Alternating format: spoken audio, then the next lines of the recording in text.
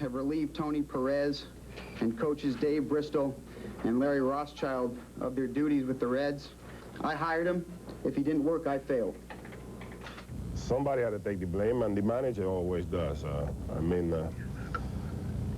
going to make a move, and, you know, they had the right to do it. I mean, I always the best to the Reds. I'm a Red fan, and I always be a Red. Citing poor performance from the league's highest payroll, Jim Bowden has fired the hometown hero and the quickest replacement of a rookie manager in 33 years. His replacement, former Mets manager Davey Johnson. He brings 5 consecutive 90-win seasons as a skipper and a revamped coaching staff. So Atlanta, having won their last 5 series and 12 of their last 16 games, face a team with a new manager for the 2nd series in a row. Braves-Reds next.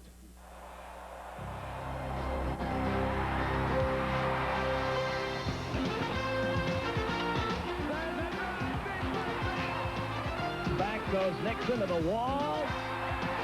He caught it! Unbelievable! Kiss this one goodbye. It's a slam. And down the stretch he comes. Here's the Braves win! Braves win! Braves win! Braves win! Braves win! And the Braves have been winning lately, too. They've won their last 5 series and 12 of their last 16. Hello again, everybody, along with Joe Simpson. Skip Carey welcoming you to another night of Atlanta baseball, this time from Cincinnati, where the Braves and Reds will meet for the first time this year. First game of a 3-game series, a battle of left-handers, Tom Glavine against Tom Browning. And I'll tell you what, Joe, traveling around with these guys, with the Atlanta Braves lately, is like traveling with the Grim Reaper. Wherever we go, somebody has been axed. Jeff Torborg, then Tony Perez. It makes you wonder what Dusty Baker must be thinking on his future assignment coming into Atlanta on the weekend. But it wasn't just Tony Perez that got the axe here in Cincinnati. Also, 3 of his coaches. You see Dave Bristol, Ron Oster, and Larry Rothschild are all gone. Rothschild was the pitching coach. Added to their roster of coaches now is former manager of the Texas Rangers, Bobby Valentine, Jose Cardinal, and Ray Knight. Both Valentine and Ray Knight very familiar with Dave Johnson in New York. But you mentioned this matchup of 2 teams last year that went head-to-head quite often and went hard at it. The Braves last year won only 1 of 9 games here in this stadium. They hope to do better than that, and they're going against a guy who has really struggled so far this year in Tom Browning. Back with the starting lineups, then the play-by-play story right after this.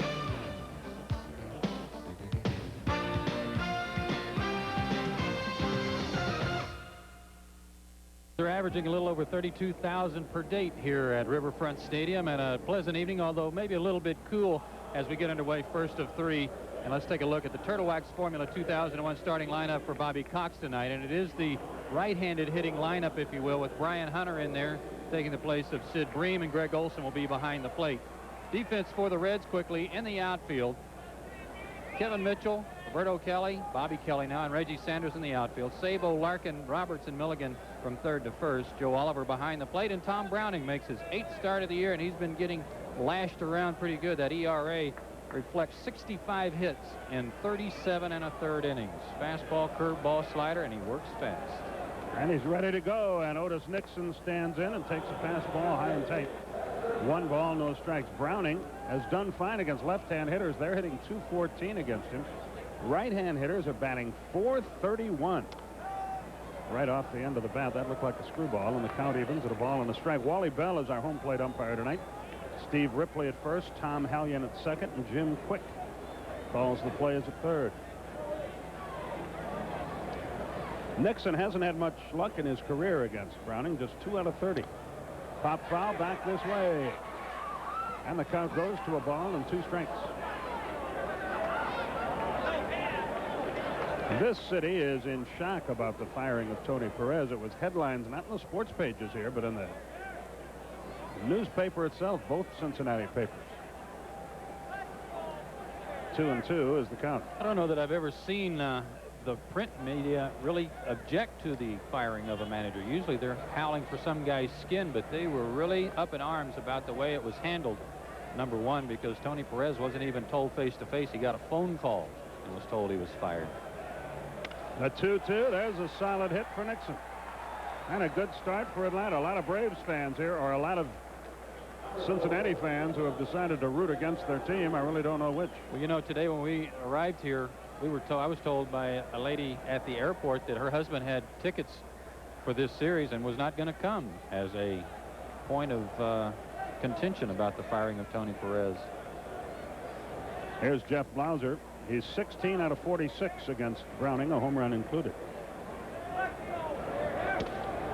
A little bit inside. 1 ball, no strikes. I'll tell you who really impressed me through this whole thing, and that's Ron Oster, the You bet. Cincinnati coach who resigned when his manager was fired. Words like honor and principle and loyalty come to mind when you see a fellow do something like that. And that's too bad for the Cincinnati Reds, because those are obviously 3 things that are in very short supply here.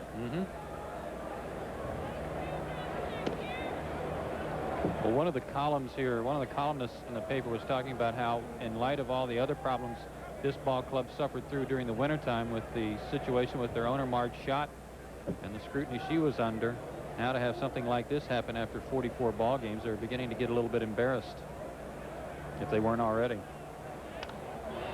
Swung late, hit it foul. It's 2-1. Jim Bowden is the 32-year-old general manager of this team, and he's the guy who fired Tony Perez and said that he was so impressed with Tony.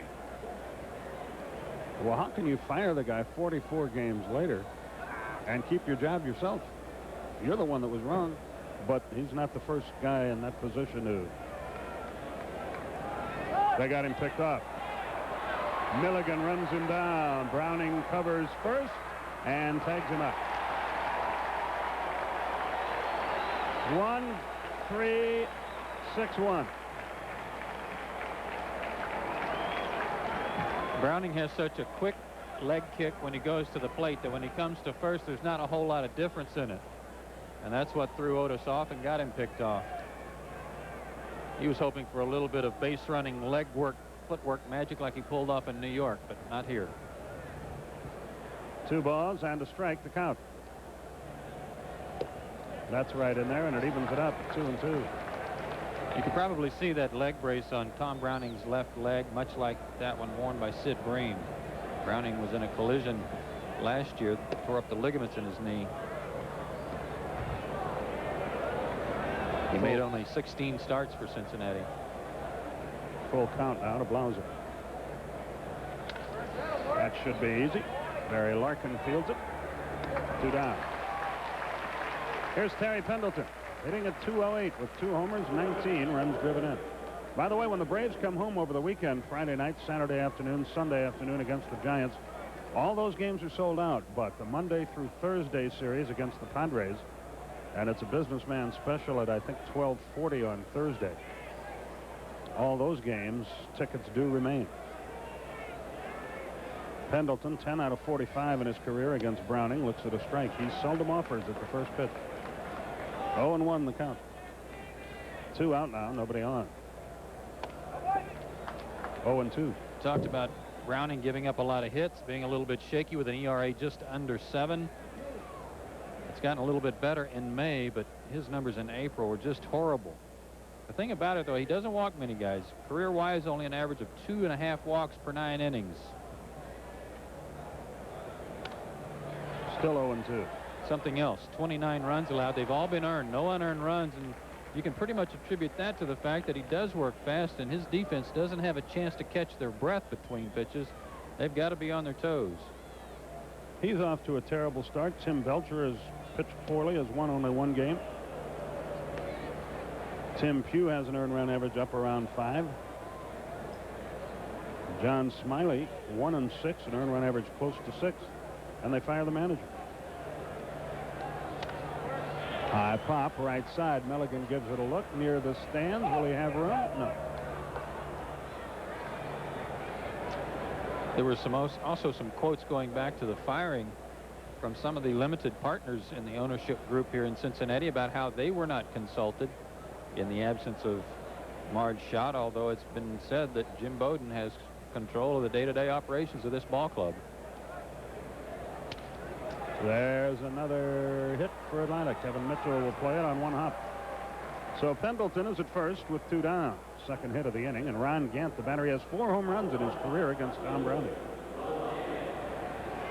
What's that on the side of Browning's cap? Is that a 24? I can't tell. I believe it is. And that's the number worn by Tony Perez. Ooh, that's a little.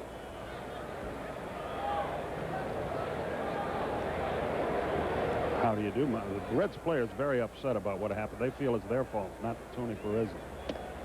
And they feel like the young general manager panicked.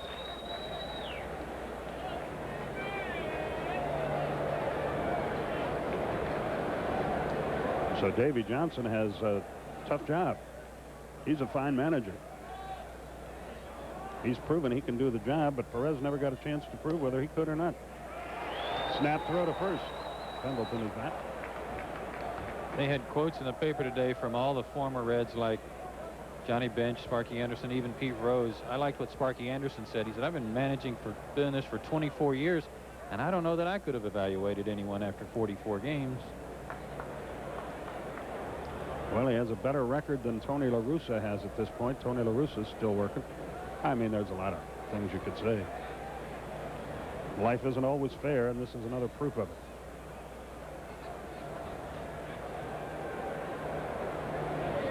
Sounds to me like the old cover a certain part of your anatomy trick.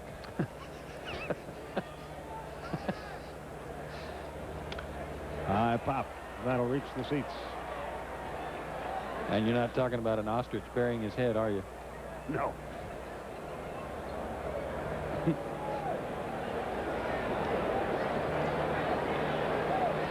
Ron Gantz had some pretty good luck against Browning. 9 hits and 42 at bats, but of those 9 hits, 4 have been home runs. The 0-2 turned it over, but missed outside. A ball and 2 strikes. Well, those Giants won again. Came from behind and beat the Cubs today.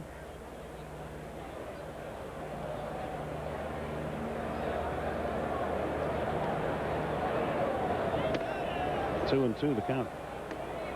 It's going to be hard for them to figure out a reason to fire Dusty Baker before Friday, but they're going to have to come up with something like this. Part of the deal. Play Atlanta, fire the manager.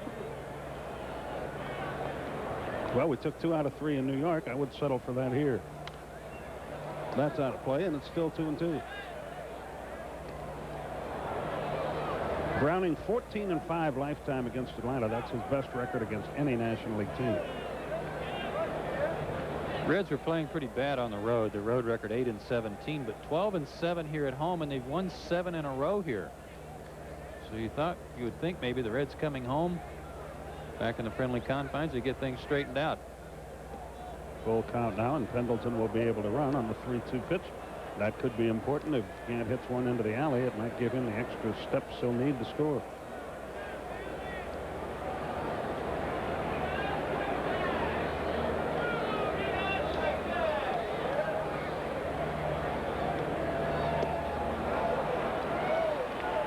It was 0-2, and Gant coaxes a walk. First pass issued. Here's David Justice. 7 out of 19. He's done well against Browning in his career. David plays before the home folks here. He's a native of Cincinnati. A lot of good ball players have come out of this part of the country. Bill Doran, the aforementioned Ron Oster, Joe Nuxhall, Larkin, Justice. Ken Griffey Jr. Well, that's right, and that's right.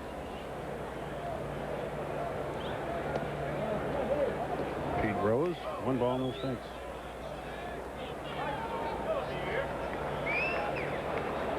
Two on, 2 out. Boy, the clock stealing really hurts now.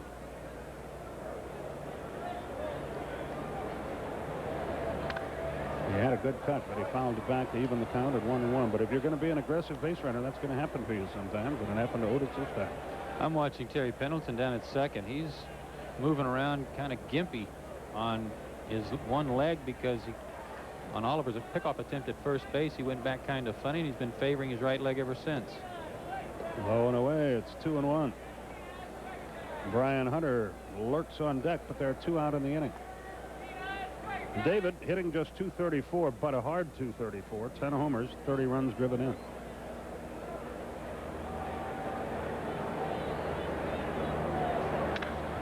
Well hit, but foul. It's 2-2.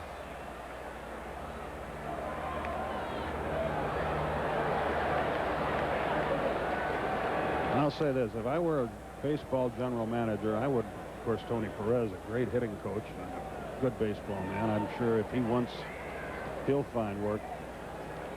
But if I were a general manager, I'd write down the name Ron Oster and begin looking for a job in my organization for him.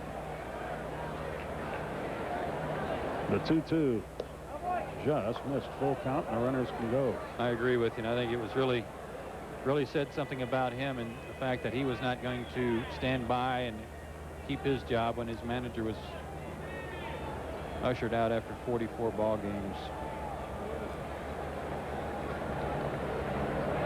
Runners go. Popped up. That'll stay in play for Oliver. He's got it, and the inning is over. So the Braves have 2 hits and a walk, but come up empty in the first. We go to the bottom half. Atlanta nothing. Cincinnati comes to bat.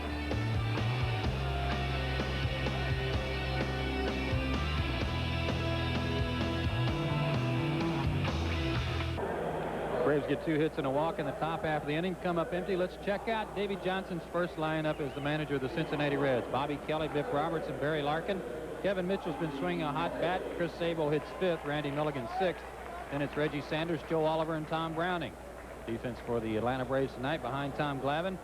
Gant, Nixon, and Justice in the outfield. Pendleton, Blauser, Lemke, and Hunter from 3rd to 1st. Greg Olson behind the plate. Tom Glavine makes his 10th start of the year tonight, and he comes off his best start of the year, no question about it. 4-hit shutout of the Montreal Expos back on the 19th. He walked 1, struck out 3 that night, and beat him 1-0. Bobby Kelly leads it off against him. And the bottom of the first is underway, and the first pitch is outside. Kelly, a .280 lifetime hitter. He came up in the Yankee organization. This guy's doing his part. He's hitting .310. He hit that ball hard, but right at Lemke, 1 out. Kelly used to be known as Roberto Kelly, but he changed his name to Bobby and says that the name change is permanent for the time being. Yeah. As long as I'm hitting .300, I'm going to stay with Bobby, and that's been the case. He was hitting .220 as Roberto.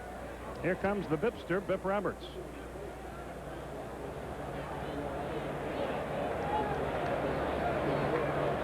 Roberts hitting just .219. Flashes that one foul. It's 0-1. The only real change Davy Johnson has made in the Cincinnati lineup is flip-flopping Kelly and Roberts. All year, Roberts had been leading off, and Kelly had been hitting second. That ball's hit rather hard, but Nixon is there, 2 down. And Barry Larkin will be the batter. Here's a guy hitting .303, .358 with runners in scoring position. And he is some player. Model of consistency over the last several years since he got to the big leagues. He's never faltered or never stubbed his toe. You pretty well know what you can expect out of him. And he's at .303 right now.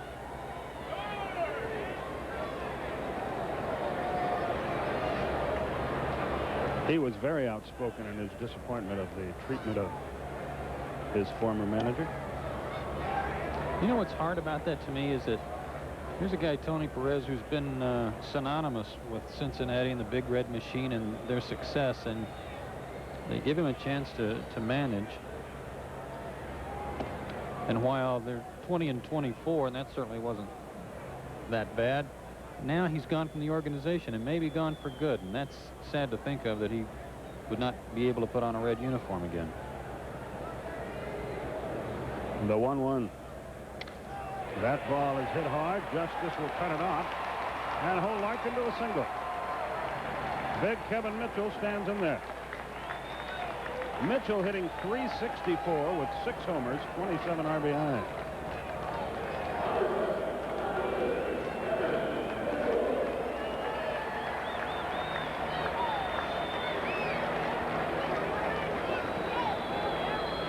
They got some bruisers on this team between Mitchell and Milligan.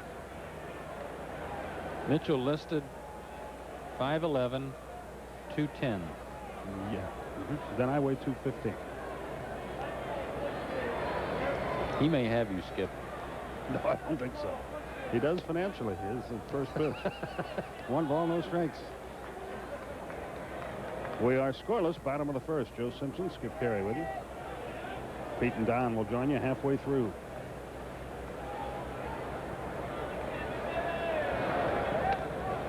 Larkin 9 out of 10 in the stolen base department. He could be running here to get into scoring position.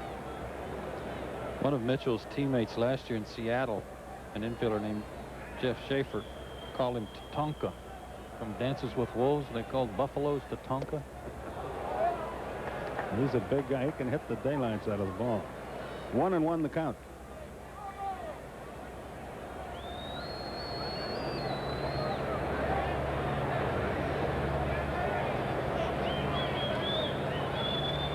Now all the radio stations in town have rented little private planes, and they're flying over with banners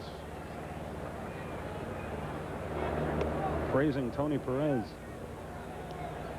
Not all the radio stations, but 2 of them to this point.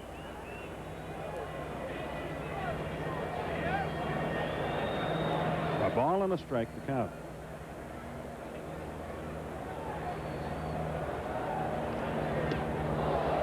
Almost hit him. 2-1. But that's one of the things you have to do with Kevin Mitchell up there. You've got to make sure you keep the ball in on his hands. Keep him from getting those arms extended. Chris Sabo waits on deck. These guys should score a lot of runs. Change up, and he didn't get it. And the count evens at 2-2. Mitchell 9 out of 28 against Tom in his career. 2 homers. You've either seen in highlights or, of course, tonight, the new red uniform. It's the first time they've worn sleeveless uniforms since 1966 when they played over at Crosley Field.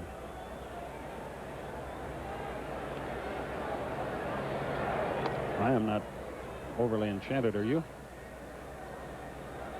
I don't mind the uniform. It's that white hat that kind of gets me. Not quite used to white baseball caps.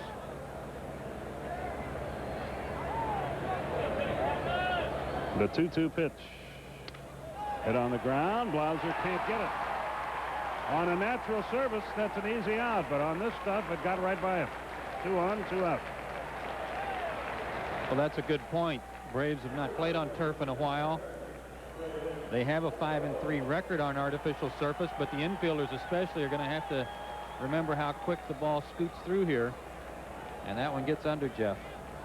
It really is a different game. You have to adjust your game quite a bit. In fact, hindsight being 20/20, he might have been better off a step or 2 deeper with a slow man at the plate. Here's a tough out, Chris Sabo. 0-1 the count. Sabo with 30 RBIs already, though he's hitting just .241. 2 on, 2 out.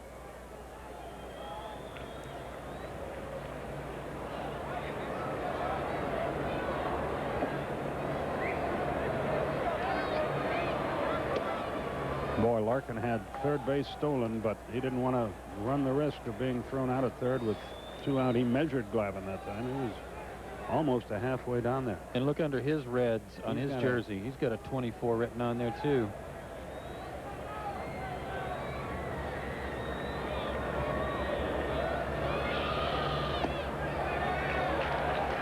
Two balls and a strike. Sabo has started every Reds game this year. If he can stay healthy. But he's not. I mean, he's still playing through some problems, and this year it's a bad back.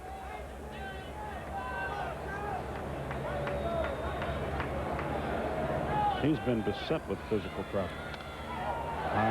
Pop. Let's see if it stays in. Olson's got room, and the inning is over. So both teams end a first inning threat by fouling to the catcher. 2 hits. No runs, no errors, 2 left. We've played an inning and we're scoreless.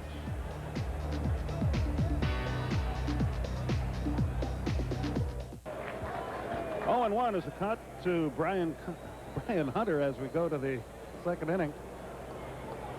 Hey, it's 1-1 now. Hunter has worn out Tom Browning. He's 5 out of 8 against him in his career.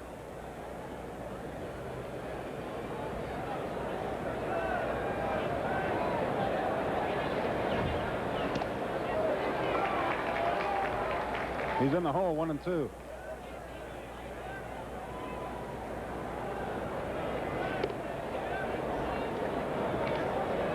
Sutter, Olson, and Lemke, the first three for Atlanta here in the second inning.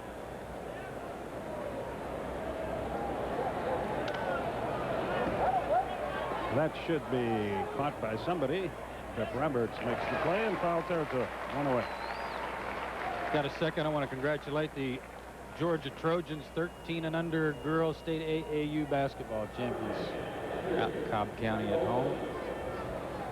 Meg Simpson among the players on that team, and I'll join you in those congratulations. Going to nationals in Connecticut in June. That's terrific.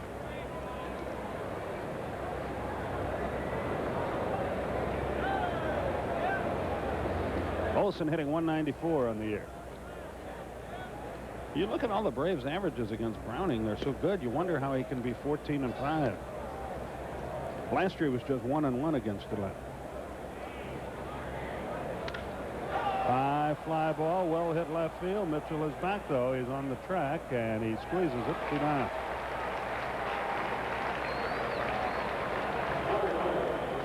A noisy second out. Here's Mark Lemke. Lemke hitting .410 as a right-hand hitter. That's a couple of balls Olson has hit on this road trip that have come within 5 feet or so of making it out.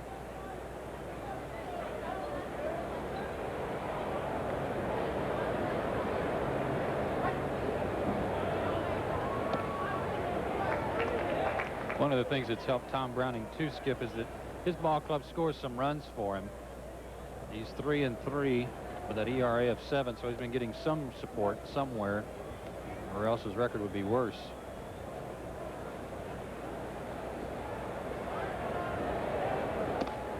He's out of Casper, Wyoming. Browning, 2 balls and a strike. Now makes his home here in the Cincinnati area. Boy, he's like a pitching machine. He is. You see Lemke step out on him. He's ready to go. As soon as Lemke stands back in there, he'll cut it loose. Here we go. Still 2-2. Tomorrow night here, Greg Maddux against Tim Belcher. That game will be on Sports South and the Braves' far-flung radio network. And we'll be back with you on Thursday night when John Smoltz opposes Jose Rijo.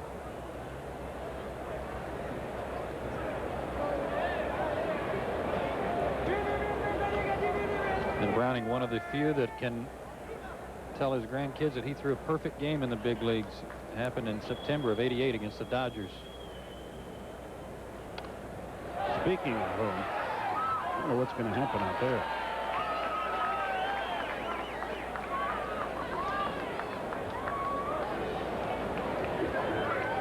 As far as the Dodgers are concerned. Yeah, the whole thing is sort of messed up out there. They're playing a little better. Mitchell comes over, but the ball is foul, shy of home run distance. They've won 7 in a row. Still under the 500 mark and 8 games out. They helped polish off Tony Perez on the recent Reds road trip. He chased a terrible pitch and struck out. Strikeout number 1 in the game for Browning. He works a 1-2-3 inning. We go to the bottom of the second. We are scoreless.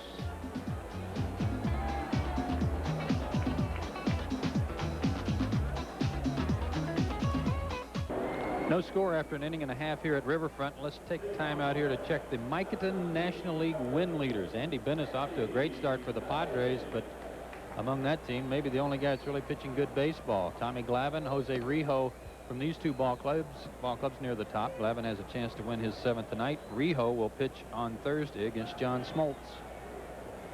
And the former Baltimore performer, Randy Milligan, leads it off. Came up in the Mets organization. Had a cup of coffee with the Pirates. The Orioles declined to re-sign him. The Reds did, and that worked out to be a very fortuitous move when Hal Morris went out. Milligan hitting .257 on the year. Low and away, 1 ball, no strikes. That's another thing about the dismissal of Tony Perez. He's been without Hal Morris, one of the best left-handed hitters in the game all season. Rob Dibble. Dibble's been out for 3 weeks. Fair ball. Milligan didn't run, and as a result, he is out. He chose to umpire instead of run, and that was a mistake. One away. What a break for Pendleton and the Braves. He thought it was foul all the way. Went across the bag fair. And Jim Quick, the umpire, made the call. Hunter makes the tag. He would have beaten that play easy, and give Pendleton some credit. Number one, he made a great play on the ball. Number two, he didn't assume anything. It would have been easy for him just to catch the ball and not even think about throwing, because you would expect to have no chance on that play. Reggie Sanders is the batter. 0-1 the count to him. Sanders at 268. Joe Oliver is on deck.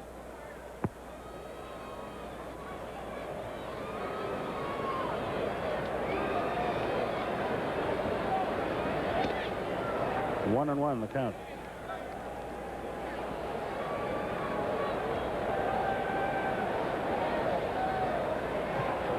Has anybody figured out the hotel situation here yet, Joe? Ground ball to short. Blauser has it. Better hurry. He can fly. Post play. 2 down. Sanders is retired. Between the team and our crew, we're in 5 different hotels here in Cincinnati. Jeff Blauser, as he fielded that ball, realized he had to cut it loose in a hurry, made an accurate throw to Hunter, but you're right. Sanders can fly down the line. How are you supposed to get in touch with anybody? We need a roster, don't we? Well, we've got one place we can go after the game. It's like a neutral court spot. We can check in. Oliver stands in. 1 ball, no strikes. Poor Ernie, they're throwing him out after tonight. He didn't have any place to go tomorrow, but he got that worked out. A ball and a strike to count.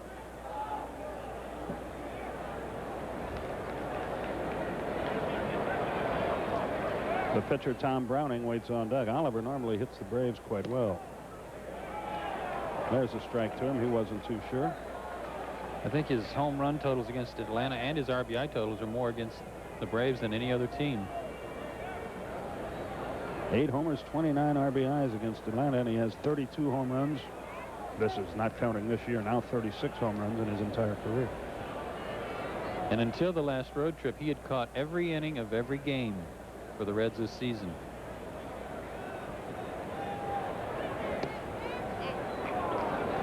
Full count here, 3-2. You don't want to lose this guy and bring the pitcher up. Browning, by the way, pretty good hitting pitcher, as is Tom Glavine. So a payoff pitch to Oliver is forthcoming. Line into the left field corner, and he's going to be in scoring position. A 2-out double for Oliver. And now Browning not only bats in the inning, but he bats with a runner in scoring position. Looked like Tom threw him a changeup, but Oliver was sitting on it. And it was upstairs, too. Mistake pitch, and Oliver made him pay. Browning hitting 200 this year. He has driven in a run.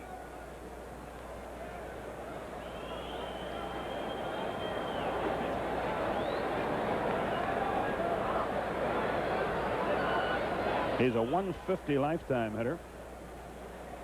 He's driven in 29 runs in his major league career. Curveball missed outside. 1 ball, no strikes. Third base coach for the Reds, Bobby Valentine, had been doing some advance work for the Reds. It's been a while since he'd been in the third base coaching box. I said, did you practice on the way to Cincinnati? Did you practice on the plane going through signs? He said, actually through the airport. People were wondering if I had a problem. Yeah, if he did it on the plane, I think it might have landed somewhere before it got to Cincinnati. And Jose Cardinal now coaches over at first.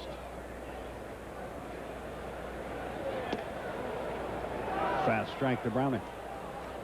A ball and a strike. Montreal, St. Louis are scoreless after 3 innings tonight. Likewise, Florida and Pittsburgh after 2.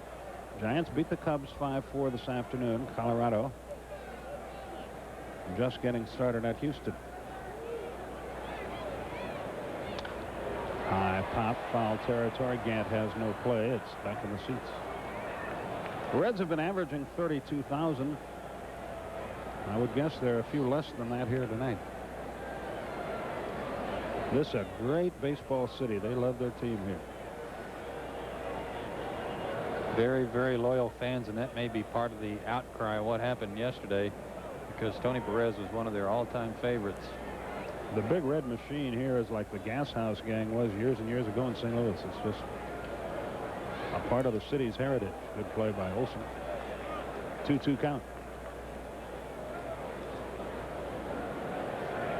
The sad part is that if the Reds win the pennant, you'll never know whether they would have won it with Tony Perez. And that's not a knock at Dave Johnson.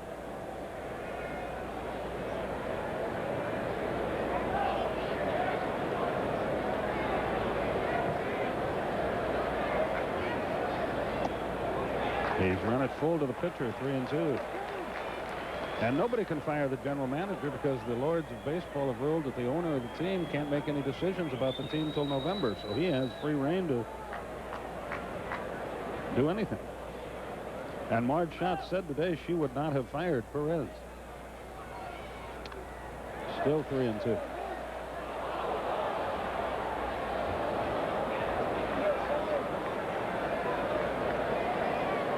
We don't know what was going on in the clubhouse, except that when you see the reaction of several of the players, you know that they were getting along okay with Tony, or they wouldn't have been upset about it. Oh, it's a good duel between Browning and Glavine. And another 3-2 pitch will be forthcoming.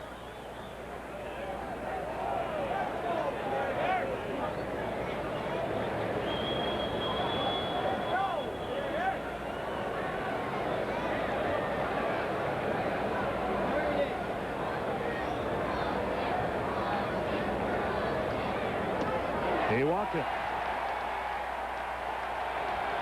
And there's a case where Browning worked the pitcher for a walk. Fouled off pitch after pitch, and now Bobby Kelly has a chance to do some damage. He lined out his first time.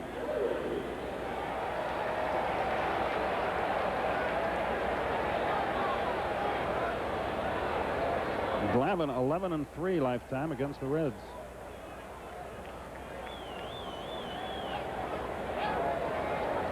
The Reds left 2 in the first, and they have 2 on with 2 out in the second.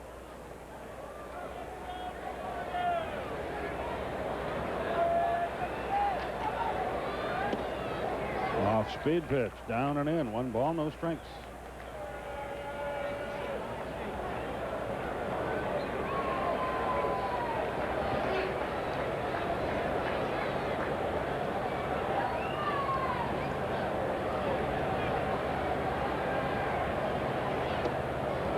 Two balls, no strikes.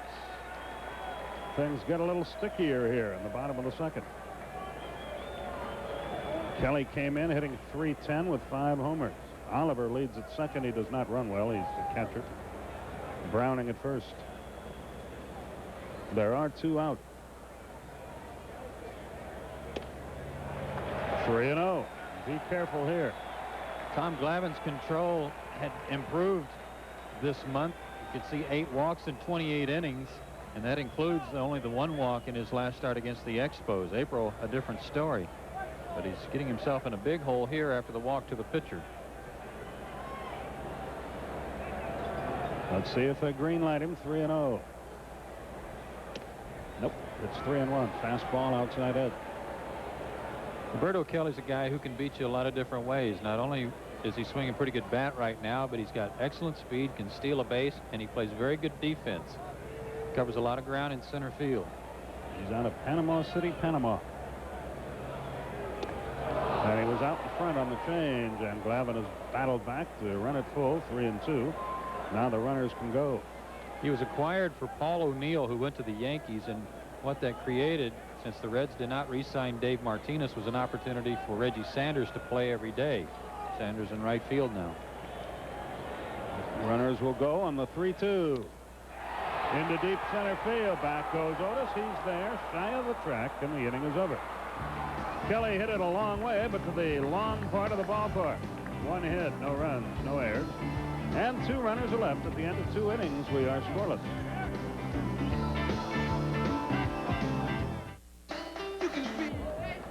We go to the third and need to tell you that this telecast is authorized under broadcasting rights granted by the Atlanta National League Baseball Club and is intended solely for the entertainment of our audience.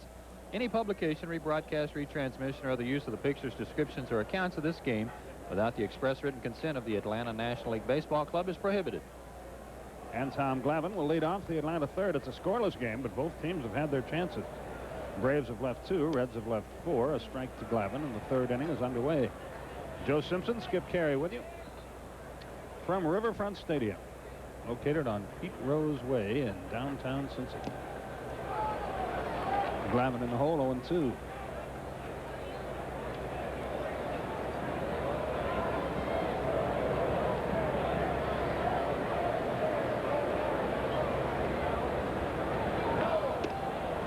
A little bit inside, a ball and 2 strikes. Browning with an earned run average of 7.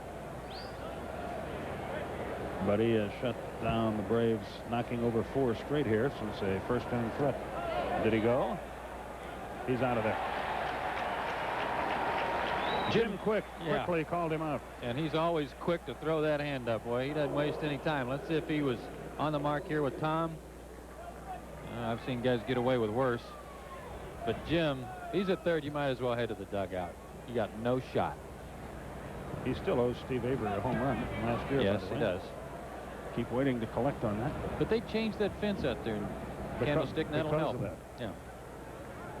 And took away all the security personnel. They don't have any of those left there either. Well, you got a new tarp, no security. 1 ball, no strikes. I wonder how our friend the raccoon is doing.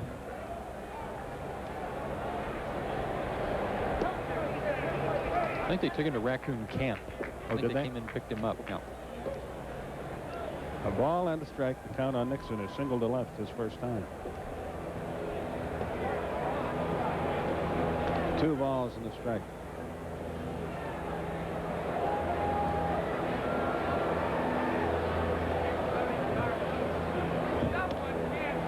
Strike to Nixon.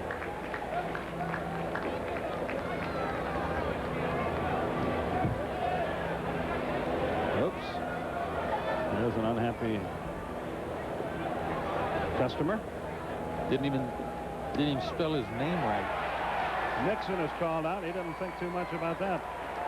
But Wally Bell rang him up. 2 down. 3 strikeouts in a row for Browning. Only 20 strikeouts on the year, but now he's got 23, and the last 3 have come in succession. Otis didn't like that breaking ball call. It was a ball where the catcher caught it. It may have caught the corner on its way. 0-1. Browning is pitching impressively here after a shaky start.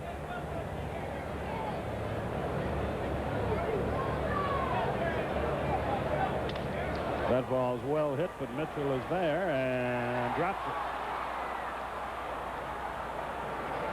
We'll see how they score it. They give him a hit. Mitchell's looking up like he had a little trouble tracking this baseball. Maybe he lost it in the lights a little bit.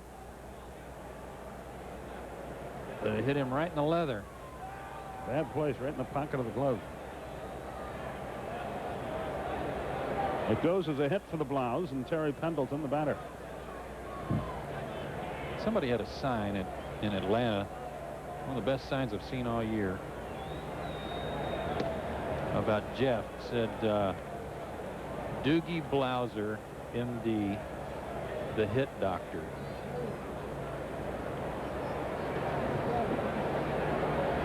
I loved it. I can see that you did. The 1-0 pitch. 2 balls, no strike. Isn't there a TV show with a name, something like that, that just got canceled? Doogie Howser. Oh, I've never seen that. Now you get it. Yeah. The 2-0 pitch. Hit hard, but foul down the right side. 2-1 is now the count. Is that kind of like one of those Yogi Bear statements? Wish they hadn't canceled it. I never got to see it. Yeah, exactly. Outside of sports and the news, I'm not into TV too much. Baseball, of course. Oh, sports, yeah. TNT playoff games, baseball. Sabo in foul territory. It's 2-2.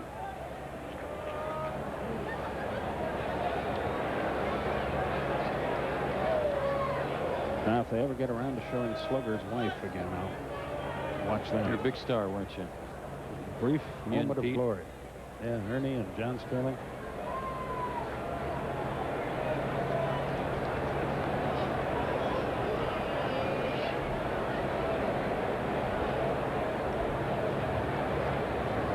I rented it the other day for Josh.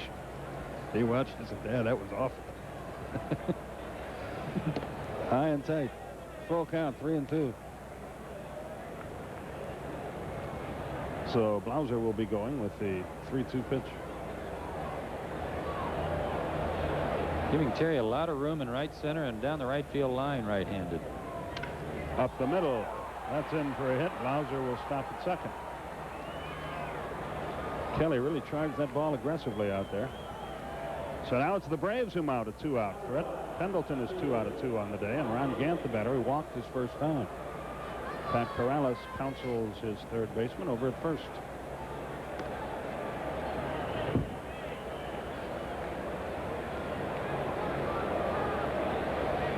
David Justice is on deck, but there are 2 out in the inning.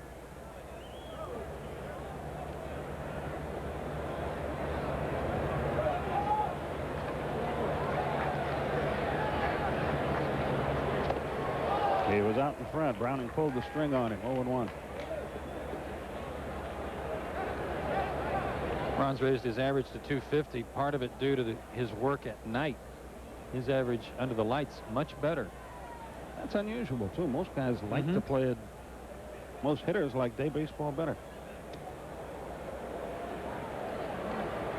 1-1 the count.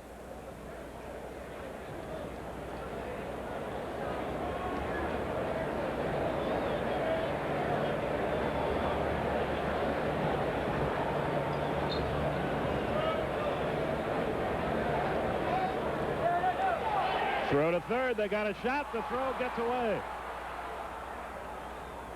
The Reds are fortunate it stayed on the infield. Well, and Gant was almost the cause of his teammate getting thrown out, because after it bounced off of Joe Oliver, Ron was trying to dance out of the way of the bounce, but it hit him in the leg and actually had it roll right back to Joe Oliver. Oliver's problem was that his mask came down over his eyes and he wasn't quite sure where he was throwing it. Once you commit, you got to go. Sabo did a good job just to keep it on the infield. Now a base hit would mean 2 Atlanta runs. 2-1 the count.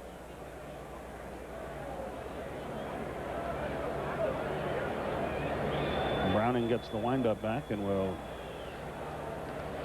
take advantage of it. 3-1. He's got a left-hand hitter next, though a good one. Let's see what Browning does here on the 3-1 pitch with first base open. He certainly won't give in to him. His first wild pitch of the year. He threw a fastball at the knees on the inside corner. It surprised me, and I think it surprised Ron, too. He didn't expect him to give in either. He was looking for something off speed. So the 3-2 pitch with 2 on and 2 out. He got it. Low and away. He got something off speed that time and couldn't connect. Strikeout number 4 for Browning. The Braves lead 2 more. We go to the bottom of the third in a scoreless game.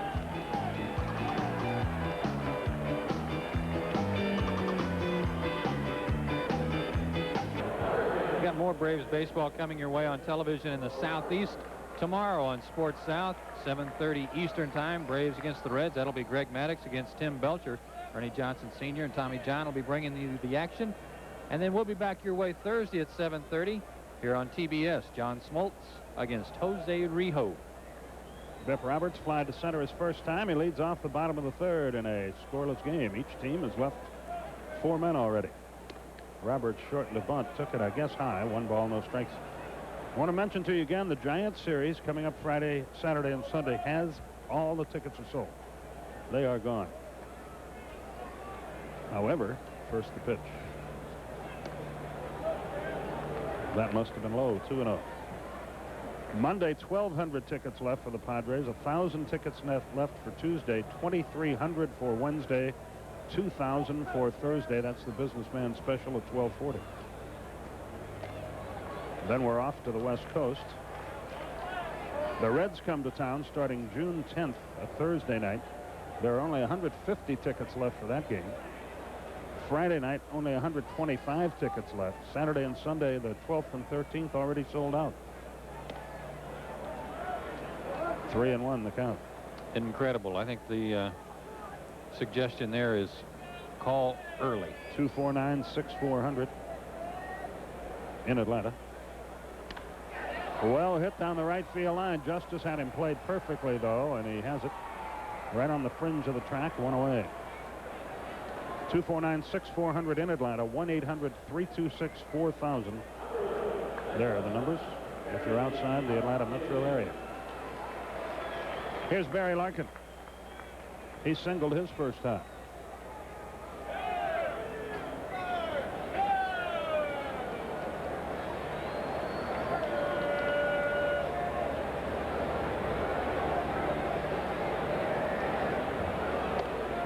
Where are the Texas Rangers playing tonight? You know, offhand?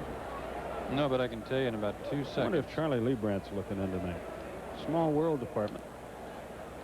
Texas is at Cleveland tonight, so they're probably already underway. Well, we'll tell you anyway. Pretty blonde Delta Airlines flight attendant working the flight turned out to be Charlie's sister. Pretty gal. Nice lady.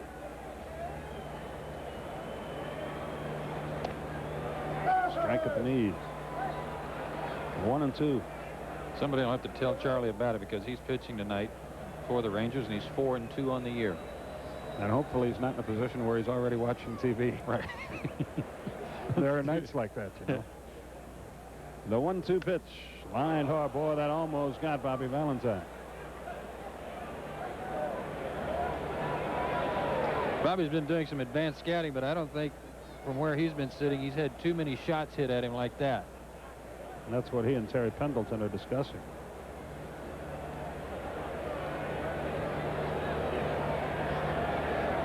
The 1-2 pitch. Tap to short. Blauser in, up, unloads in a hurry. Good play. 2 down. In the first 2 innings, Glavine got the first 2. In the first, he got the first 2, gave up a couple of hits. In the second, he got the first 2, gave up a double and a walk. Now he's gotten the first 2, and he has Kevin Mitchell to contend with.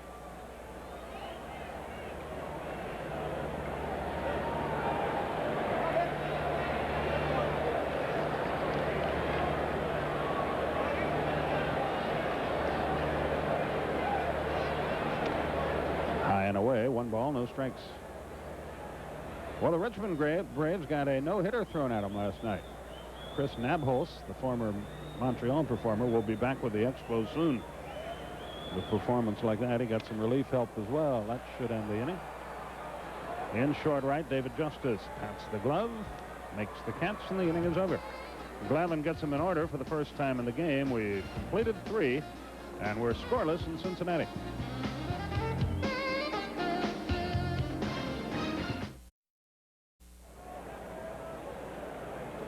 Fourth inning unfolds, and David Justice will lead it off. He fouled to the catcher his first time. 0-4-0 for the Braves, 0-3-0 for the Reds. Both teams have had chances, but have been unable to cash in. Fouled away at home plate, 0-1. Justice, Hunter, and Olson, the first 3 for Atlanta in the 4th. And again, Tom Browning giving up a lot of hits. His last 3 starts, he's allowed double digits in the hit column. That's grounded foul. It's 0-2. He's always given up a lot of hits. He's one of those guys who, like Robin Roberts and many others, always around the plate, don't walk many.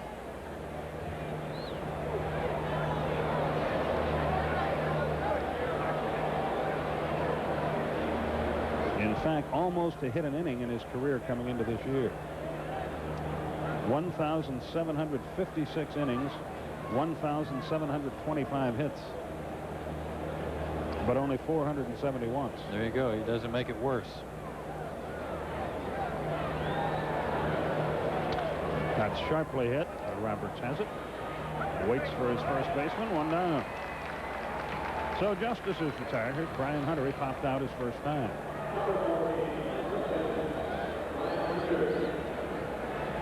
Maddox and Belcher here tomorrow night. Smoltz and Rijo on Thursday. We'll have Thursday's game for you.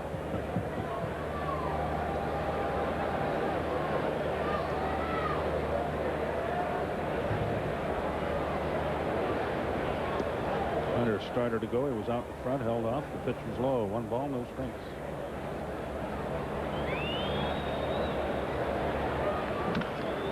Hit hard past Sabo. Hunter has himself a hit. Mitchell over and up with the ball. Brian now 6 out of 10 in his career against Tom Browning. Here's Greg Olson. He flied to deep left his first time. Brian had a check swing just before this, and I was wondering how he might be able to come back on the next swing, and I think that settles it right there. Good bat speed. Got the business into the bat out there that time and raked it. See, he still plays with that left hand and wrist heavily taped.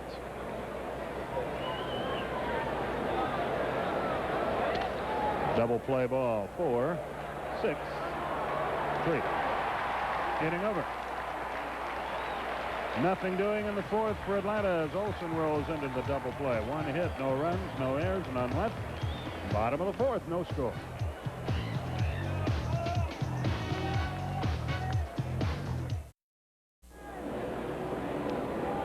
Part of the ongoing protest here at Riverfront tonight. Doggy was the nickname for Tony Perez. Let's take a look at the scoreboard and update you on what's going on. First of all, in the National League, Giants a winner this afternoon at Wrigley Field. No score at Montreal. Good game going on there. Bob Tewksbury and Brian Barnes. Phillies have an early lead. No score at Pittsburgh. Houston and Colorado each got 2 runs in the first inning. Darrell Boston hit his 4th home run. And underway later on at L.A. In the American League, Boston has a lead 1-0. Texas got 2 in the 3rd for Charlie Lee Brandt. No score at New York. Toronto has 2 runs. John Yaha homered for Milwaukee. And no score at Chicago. The other 2 games on the coast a little later on. And Chris Sabo bats here in the bottom of the 4th for the Red Legs.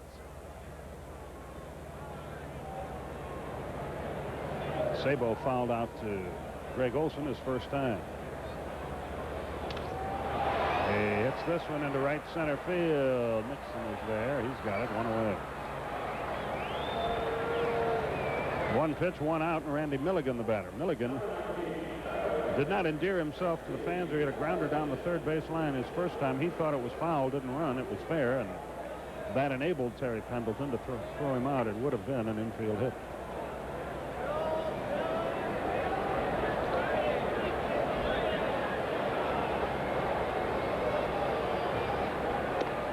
Outside, 1 ball, no strikes. Orioles elected not to re-sign Milligan, thinking that Glenn Davis was finally over his health problems, and they were going to have not only Glenn Davis, but perhaps Diego Segui's son, I believe his name is David Segui, available to play first base in a backup role.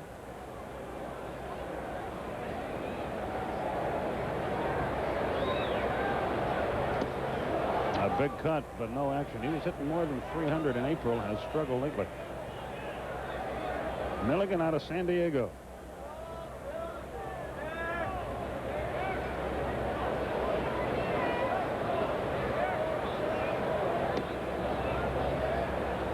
Two balls, 2 strikes. 0-5-0 for the Braves, 0-3-0 for the Reds. Milligan has walked 26 times, including 10 in his last 11 games, so he's got a good eye. And he uses it there to run the count full, 3-2. This ball club very right-handed laden, and that's why they really miss Hal Morris. Gave them that lefty right in the center of their lineup. And he draws yet another walk.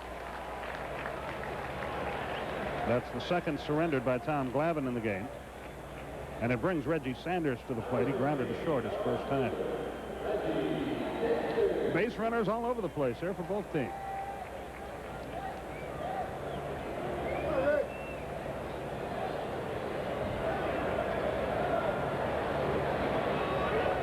Hunter has to hold the runner on at first base. Joe Oliver moves on deck.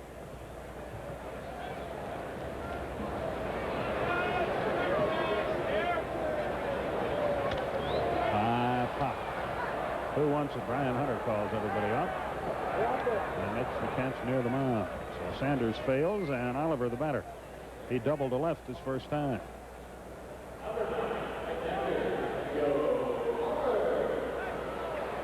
Isn't it strange how a player can have so much success against one team and struggle against another that may have maybe even not as good a pitching as the Braves certainly have? But Oliver has picked Atlanta as his ball club to really eat alive. And I'm sure the Braves pitch him the same way everybody else does, or try to. Confidence, I guess, is a part of it. You get off to a good start, you feel you can succeed.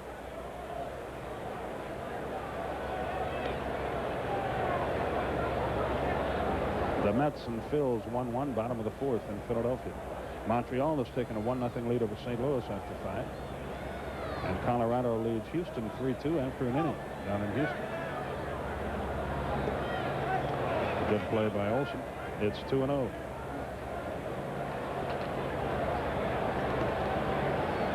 Milligan at first with 2 down. Oliver hitting very well against lefties, as you see, but under the Mendoza line against right-handers. And I think that's pretty much in keeping with their entire lineup. Right-handers have a little better time of it against these guys. Just missed the outside corner. Olsen held it there, but didn't get the call. It's 3-0. Browning would be next, and he had a great at-bat his first time, finally working Glavine for a walk. With a pitcher hitting next, they could easily turn Oliver loose here. He has 4 home runs. It won't matter. 3 walks for Glavine. His control has deserted him a bit tonight. Here's Browning. What happened in his last start against Montreal was when he got in some tough spots or got behind in the count, he was putting his changeup in some good locations, and they were close enough to the plate that the Expos were going after it, and then the ball was fading away from the strike zone. Tonight, they're starting too far away, and the Reds are laying off of it. So Browning up with a chance to help himself. There's a strike. He gets ahead of him, 0-1. Bobby Kelly moves on deck, but the pitcher will have to do something to get him up there. Browning at 200 on the year. He's driven in 1 run.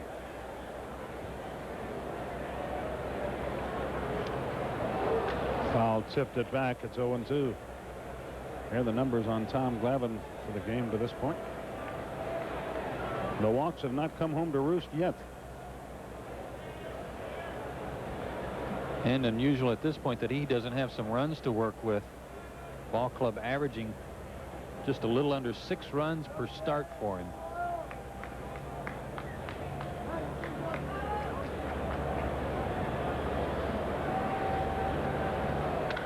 Line to the center, but Nixon is there, and the inning is over. That ball was sharply hit. They leave 2 more. They've left 6 in the game, and after 4, no score.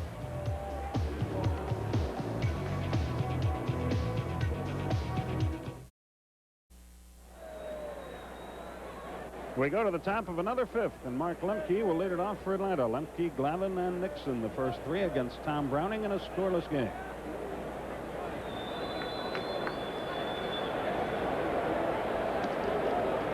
A strike at the knees gets the inning underway. Pete Van Weer and Don Sutton will join you when this half inning comes to a close.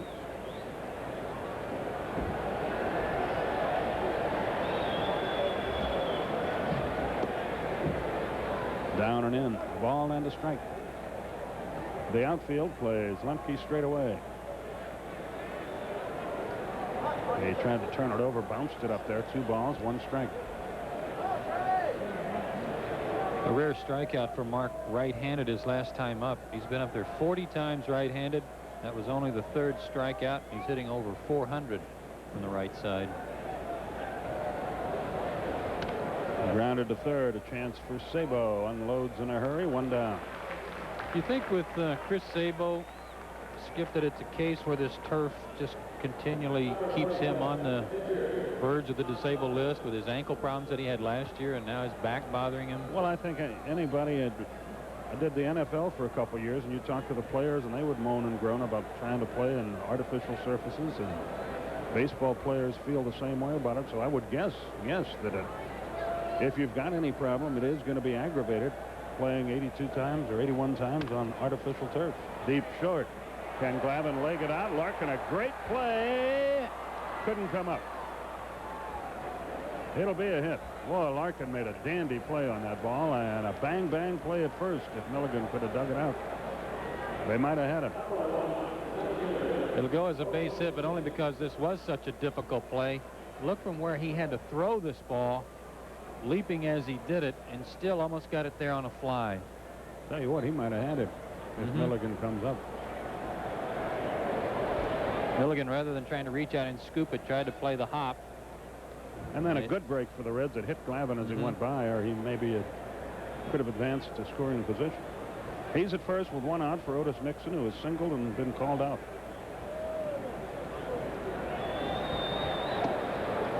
Downstairs, 1 ball, no strikes. You talk about most valuable players in the league, and one is awarded that honor every year, but when you think about it around the league, you think about various players who are most valuable, and certainly Barry Larkin is one of the most valuable players in the National League, if not all of baseball. I heard Charles Barkley won the MVP award in the NBA today, and Michael Jordan finished 3rd. Behind Barkley and Olajuwon.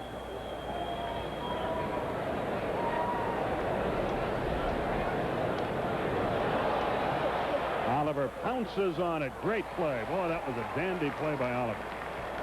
He had no margin for error at all. Runner in scoring position, 2 out. This one had a little bite on it. If it rolls down on the turf, it's an easy hit. But when it hit out on the turf, it just was like a golf ball checking up on the green. And this stuff is awfully hard to bunt on, so Otis knew he had to be perfect. And he wasn't, but Oliver was. Nice play. That does get the runner into scoring position with 2 outs. Should not be scored a sacrifice. He was bunting for a hit. Here's Blauser.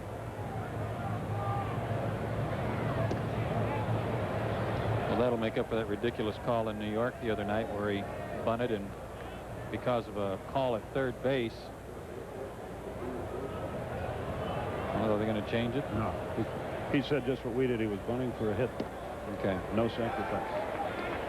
I thought maybe he'd get the sack because that cost Otis an at bat in New York. In Atlanta, anybody does in that spot, but not here.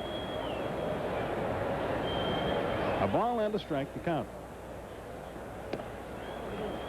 2-1.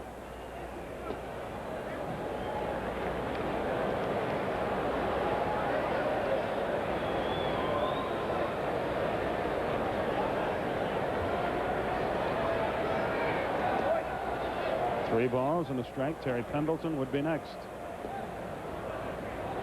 Browning has walked 1. He has struck out 4. There's your on-deck hitter. Let's see what happens on the 3-1 to Jeff Blauser. Take your base. Walk number 2. So 2 more runners aboard for Atlanta. The Braves have left 4, and Pendleton bats with 2 on and 2 out. And the new pitching coach for the Cincinnati Reds is going to make his first trip to the mound, Don Gullett. Oh, before he hurt his arm, he was an impressive pitcher. Both of these pitchers tonight have made unusual walks. Not that Blauser is really unusual at first base open the way he's been swinging. Just that Pendleton's history has been that he's always been a tough out when runners are on base. But also Glavine's walk to the pitcher that came in the 2nd inning. Milt Hill and Bobby Ayala in the bullpen. Browning's last start, he only went 5 1/3 innings to the Giants. He got beat 6-1, gave up 11 hits and 6 runs, all earned. He walked 3. Pendleton 2 out of 2 tonight, a couple of singles. He's got ducks on the pond now. A base hit could put his team in front. Glavine is a pitcher, but he runs quite well, and he leads the way at second base.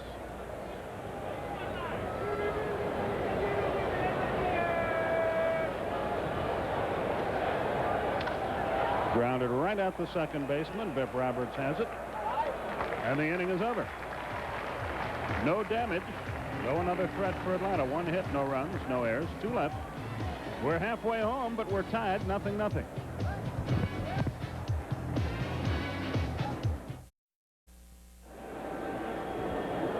Welcome back to Cincinnati. That is Fountain Square in Cincinnati. That's about the only thing that hasn't been fired here in the last 2 days. Pete, a whole lot going on here. What is going on? Go to New York, manager gets canned, and here Tony Perez fired, but this is not being met as favorably as the move in New York. Well, New York had been going on for a couple of years. That situation deteriorating. It was more or less expected to happen sooner or later, but here in Cincinnati, this one just caught everyone by surprise. Bobby Cox made the comment before the game that he has never heard of a manager being fired before he's had a chance to play everybody in the league at least once, which Tony Perez did not get. And the fans here in Cincinnati, you have to kind of compare Tony Perez, who had been a member of the Reds organization in one way or another for 27 years, to what Dale Murphy means to the Atlanta fans. He was that well respected here in Cincinnati, and it would be like Dale Murphy losing a job after only 44 days. A whole lot of strange, supposedly subterfuge going on here. And if you're keeping score, the airplane banners are 5-0 in favor of Tony Perez. Bobby Kelly will lead it off, Bitt Roberts and Barry Larkin up. No score. We're in the bottom of the 5th inning. Remember, this is Bobby Kelly now. This one's high, and it's 1-0. And have you noticed Tom Glavine seems to have a little disagreement with Wally Bell on the strike zone? Well, he's not getting any of the borderline calls tonight. Wally Bell, a young umpire, hasn't seen Glavine that much. Some of the older, more veteran umpires might be giving Glavine a few more strikes tonight. On the ground to Blauser. And he throws out Kelly. One gone. Glavine has only had one 1-2-3 inning. That was in the 3rd. Then on the other hand, Browning has only had one 1-2-3 inning, so there have been plenty of base runners for both ball clubs. Cincinnati still has their bullpen up. Bobby Ayala is still throwing out there. There's Bitt Roberts. He's been hitting the ball in the air off of Glavine. He's flied to center and he's flied to right. There's a strike, and it's 0-1. This is a good little guy to have in your lineup. He can play a lot of positions, but I guess they've settled on second base for him. 1-1. You liked him at San Diego, didn't you? Yeah, very versatile player. A guy who can play every position, switch hitter, good speed. He's always hit the Braves well. He looks like his career average should be higher than it is against everybody when you see him handle Atlanta pitchers. There's a strike. Good spot there, and he got the call, and it's 1-2. It also looks strange to look up to the scoreboard and see Bitt Roberts hitting .215. Don't think it'll be there at the end of the year. Had a horrible April. Hit under 170 for the month. Oh, that got him. You saw where Olsen was set up. They were just trying to come in on him. But he's the runner at first. Yeah, you see Olsen holding the target on the inside part of the plate. And that one just got away from Glavine and just sailed up and kept riding in on Bitt Roberts. He couldn't get out of the way, and he's a runner at first with one out. Right on the back of the tricep. Remember when you were a kid, you used to frog somebody's arm? Well, he may have a frog back there. Here's Barry Larkin. A single, a grounder to short, 1 out of 2, 305 for the year.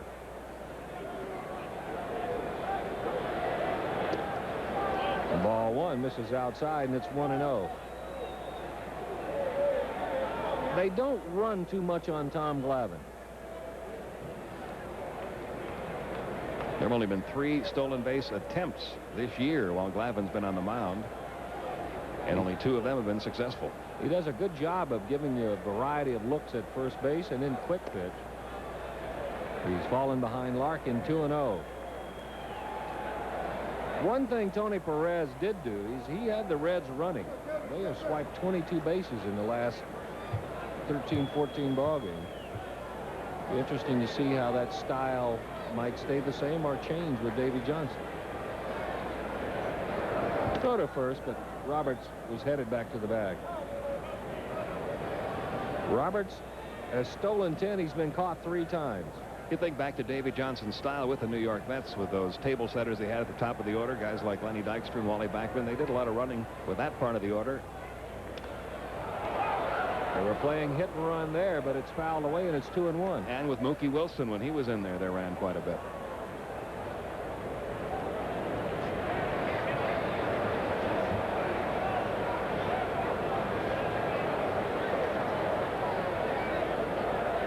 The way Ayala is still throwing down there, you have to wonder if that might be it for Browning.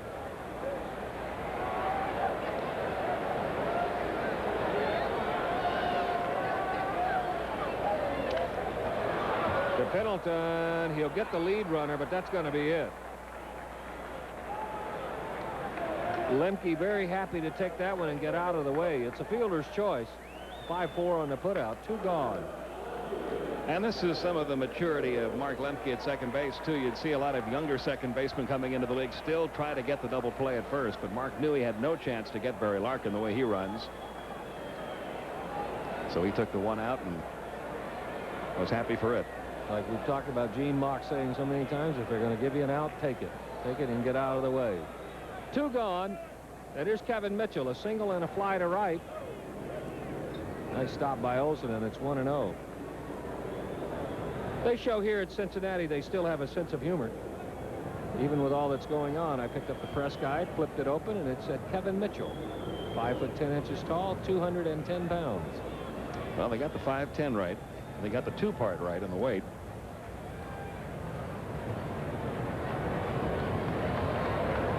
But regardless of the weight, he's at 366. Doing a good job offensively. 1-1. Now, see, just for talking about him like that, he hit that foul ball right off our TBS sign on the Braves dugout. That's all right. We got a trainer nearby to take care of it. 1 ball, 1 strike, 2 outs.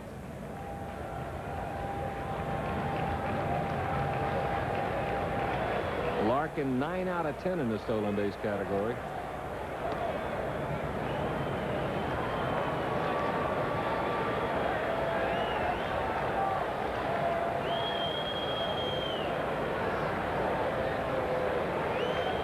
There you are, Pete. Down low. That'll probably be a wild pitch. And it'll put Larkin at second.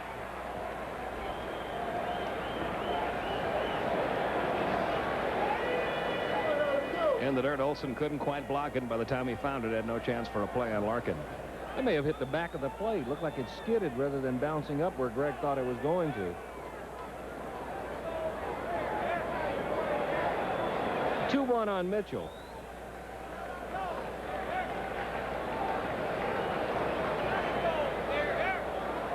Larkin is one of those guys, if you leave him alone, he will just casually stroll off, and when you look back, it's not much of a lead, but his momentum has him going toward third. That's better than having a big lead and being flat-footed.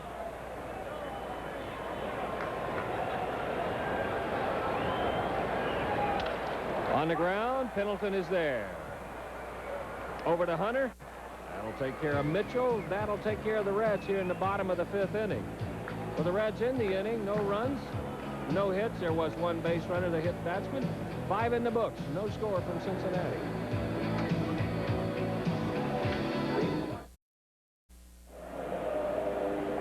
Scoreless through 5. There's what's taken place. Glavine's gone 5 innings. He's walked 3. He hasn't allowed a run. Browning had 5 innings pitched, 4 strikeouts. 6 hits, but no runs either. Braves have left a lot of men in scoring position, but the Reds have gone to the bullpen. There's a new pitcher. It's going to be Bobby Ayala. Ayala, who split last year between Chattanooga and Cincinnati, was a starting pitcher. Did not make any relief appearances at all. You see what he's done this year. He's been in 4 ball games, all of them as a reliever. League hitting only .212 against him. A right-hander out of Rio Mesa High School in Oxnard. All-state baseball player. All CIF in California. And I don't think there was anything wrong with Tom Browning to pull him out of the game. He had thrown 90 pitches. He was in trouble in all but 1 inning. I think Davey Johnson just kind of felt that it was going to catch up with him one of these innings. Also, Davey was saying before the game, he doesn't know a lot of these players yet very well. He was still introducing himself to people around the batting cage. And he wants to get a look at as many players as he can early. The right field. Gant's gone, 1 out. And that'll bring up David Justice.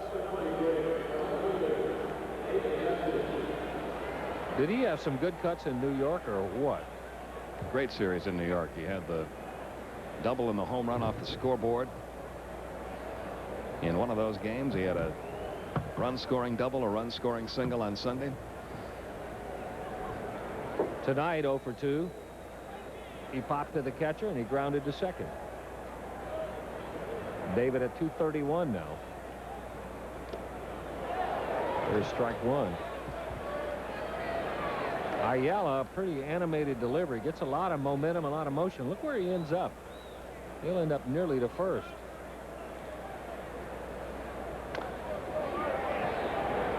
Foul away, and it's 0-2.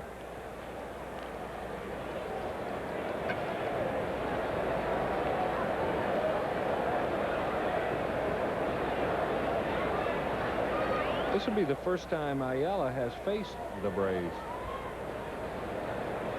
When he came up last year, he made his starts against L.A., San Diego, and San Francisco, but the Braves first look at him.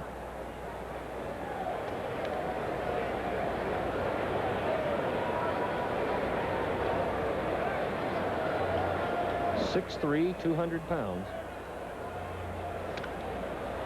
That's foul, and it's still 1-2.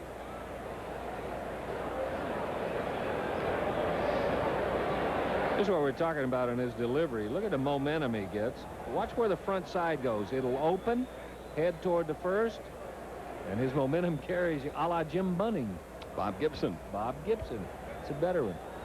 So much easier, though, to use your top side and to throw when that front side clears out.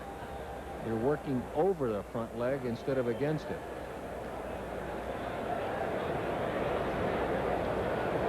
And David had to go to the rack for a new piece of hardware. 1-2.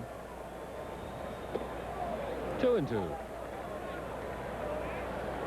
The only thing a delivery like that might hurt you on is if you're trying to field a bunt, especially if a ball is bunted down the third baseline with a third baseman playing deep. You're in no position as a pitcher way over in the first base side of the mound to get back over there and field it.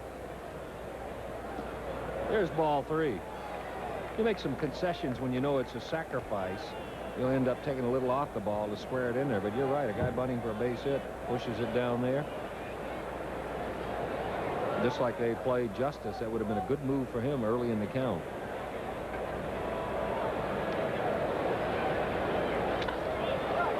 Shallow center.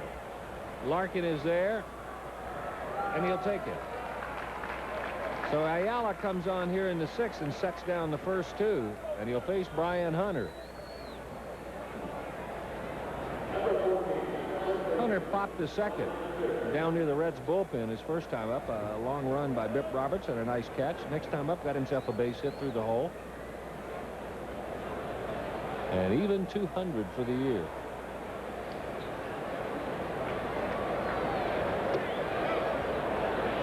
Ball 1. And it doesn't look like that wrist or that hand has bothered him at all since he's come back.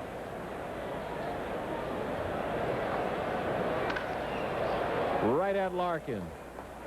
Makes it look easy. A 1-2-3 inning for Ayala. Braves go in order here in the 6th. We played 5½. We're still scoreless.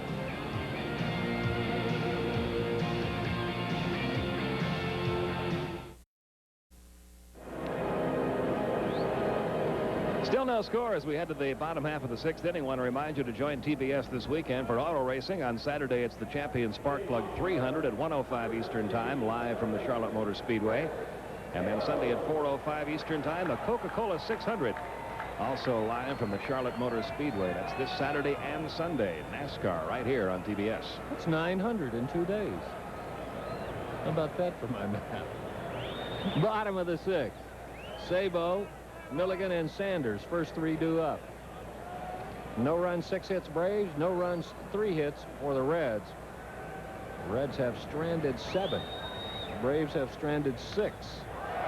To center field, but that's going to stay in play. Nixon's got it. 1 pitch, 1 out.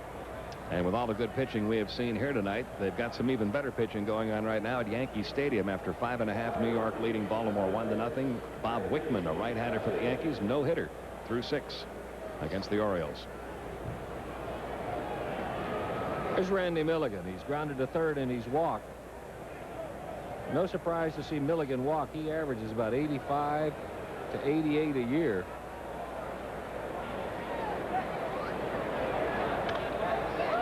Out of play, and it's 0-1. Jose Cardinal coaching down at first base. Tiptoeing out of the way of that line drive. There you are. Boy, was he a tough out, Pete. He was a battler. Remember him with the Cubs, the Giants, a few other places. Outside, it's 1-1. They added him for a couple of reasons: to help with the base running, which has been good, but they think it can be better, and also to try to work with some of the outfielders defensively. They've made a lot of defensive mistakes in the outfield, the Reds have this year. Ground ball, foul ball, and it's 1-2. Nice play in the bullpen. He was a vastly underrated defensive outfielder, was Jose Cardinal. I do remember one night in the Astrodome hitting a line drive, one hopper to the right fielder who happened to be Cardinal. I do remember he threw a strike to first, too. I remember being out by a step, too. I remember him laughing all the way to the dugout.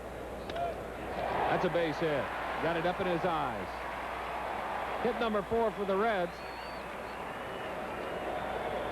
And a runner at first with 1 out.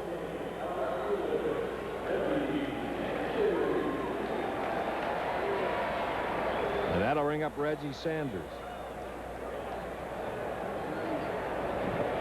Sanders, a young man out of South Carolina. Went to Spartanburg Methodist College.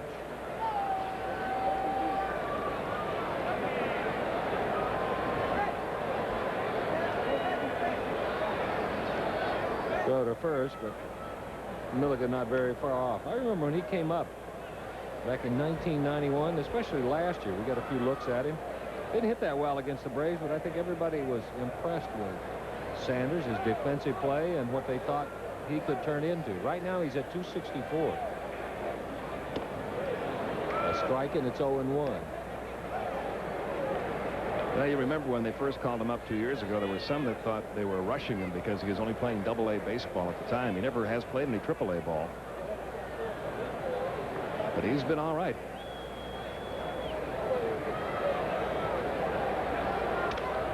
Fisted to center. Nixon will have to hurry. Still come in, and he's got it. So Sanders is gone. Remember, Sanders is one of those kids that got tagged with one of those labels that I personally, and I think you agree with me, hate to hear. The next Eric Davis. The next anything. What a... Otis Nixon on this trip has really covered some ground. Well, he's been doing it all year long, but he's had some long runs for some fly balls, hit the shallow portions of left and right center field, both in the New York series and now again tonight. 2 gone for Joe Oliver, who has made a fortune hitting against the Braves. Didn't mean to, and it's 0-1.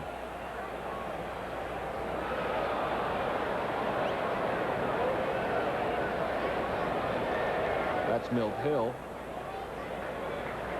Oliver doubled his first time up, drew a walk the second time. Glavine has walked 3 and hit 1.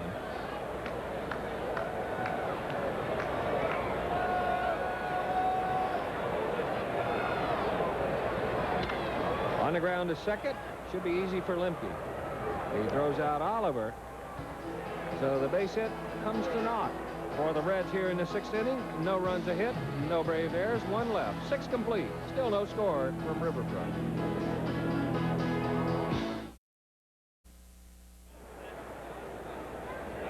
Top of the 7th, no score from Riverfront. Braves coming up here in the top of the 7th. It's time for our Aflac trivia question. And the question is, who hit the first home run at Riverfront Stadium? And the stadium opened when? 1970? Middle of the 1970 season, and we'll give you a little hint. You know that one. I do know this one. The Atlanta Braves were the first opponent in here. So it would have to be an Atlanta Brave, probably. Not necessarily. But probably. We're ready to go. We're ready to go into 7th, and here's Pete to take you the rest of the way. And here's Greg Olson. Thank you, Don. He's 0 for 2. He's flying to left into a 4-6-3 double play.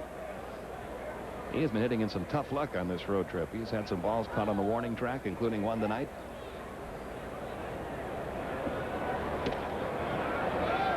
He takes a strike, 0-1.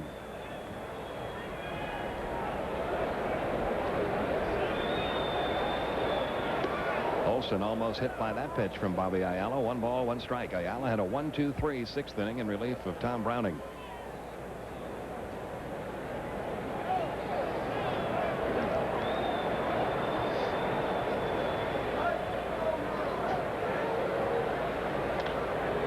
Loops one into right field, and that's the way it goes in baseball. You hit a line drive to the warning track, somebody runs it down, you hit one off your fists, and it drops into right field for a base hit.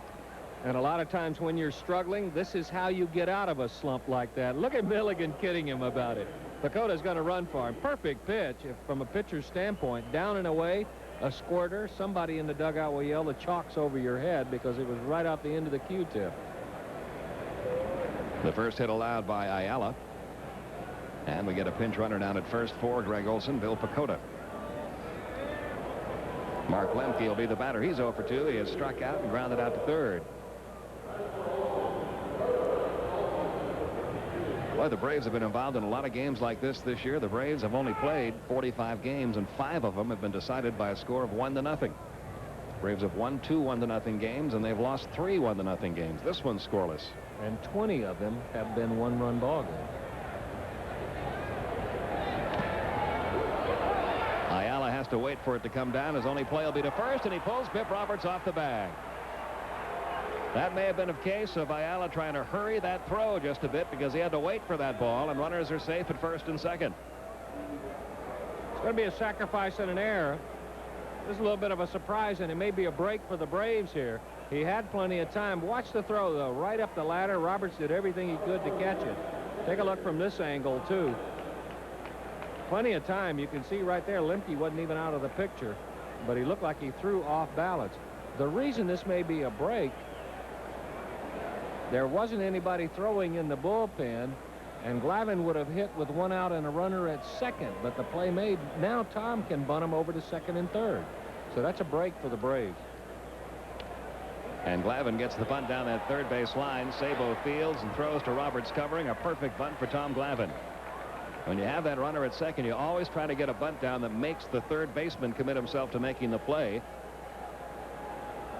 And if he could do it all over again, I'll bet you Sabo would let this one roll. What a perfect bunt. Look how close it is to the line, and it was spinning toward the line. Sabo was actually in foul territory, but he took the out, and they're at second and third. That's ABC baseball, good fundamental baseball, and a good job by Tom Glavine. So runners second and third with 1 out for Otis Nixon. And here's a little bit of unusual strategy, walking Otis Nixon to pitch to Jeff Blauser, who's been the Braves' leading hitter all year, even though the lefty-righty part of it is, I'm sure, what Davy Johnson is playing here. You know what never happens anymore? Nobody ever asks the pitcher, do you want to walk this guy? So much, I really... Well, nobody ever asks pitchers much of anything anymore. Anymore, you're right. See, I think very few pitchers now are allowed to develop a feel for the game as it goes along. All the decisions are made. I'll tell you why. All the decisions are made because they tell you when to pitch out, when to throw over, and a lot of the pitches are called. So there he is reading the game notes. And I'll tell you what he's looking at. David Johnson has always been big. He used to put things in computers, in fact, and spit them out before every game. He's looking at the grounded into double play column on Jeff Blauser, and he sees a 7 there.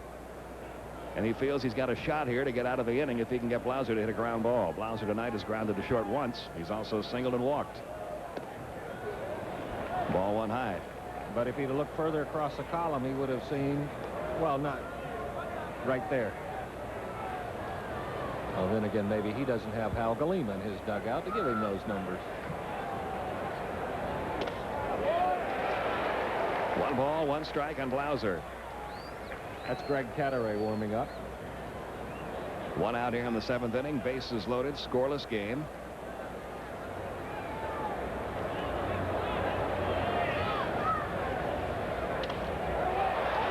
Foul territory. Milligan gives it a look.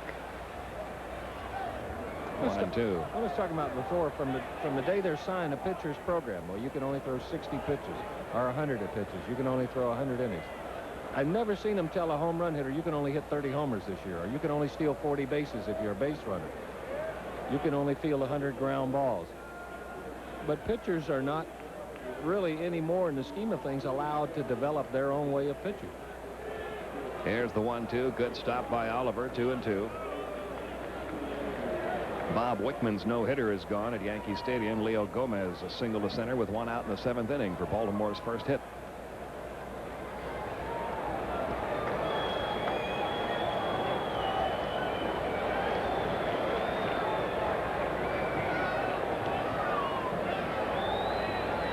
2-2 to Blauser. Taken high. Full count now. 3-2. Ayala is coming awfully close to balking, too, Pete. Remember, you're supposed to come to a full stop, and a couple of times it looks like he's only changed direction. Nixon at first, Lemke at second, Pacoda at third. 3-2 pitch to Blauser. He stays alive.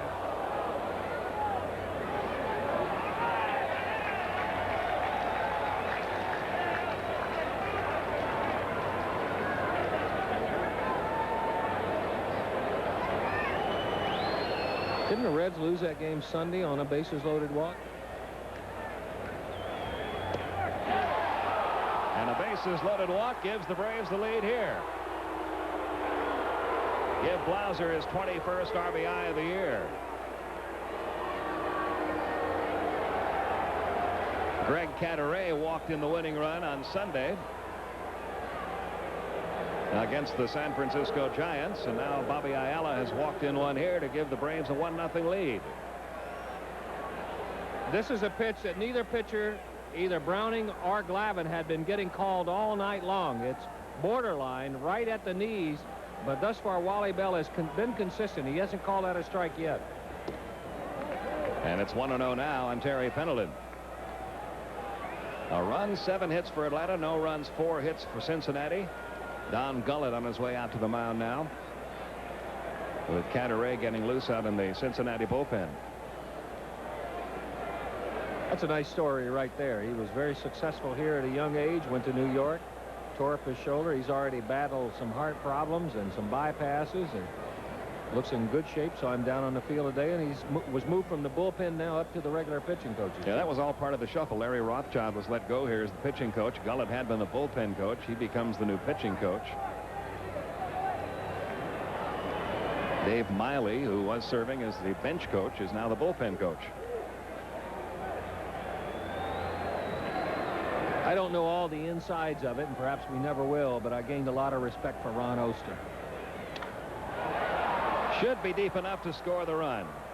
Kelly waiting for it out in center field. Lemke tagging at third. He's going to score without a throw. The throw coming over to third. And that makes it 2-0 Atlanta. Give Terry Pendleton his 20th RBI.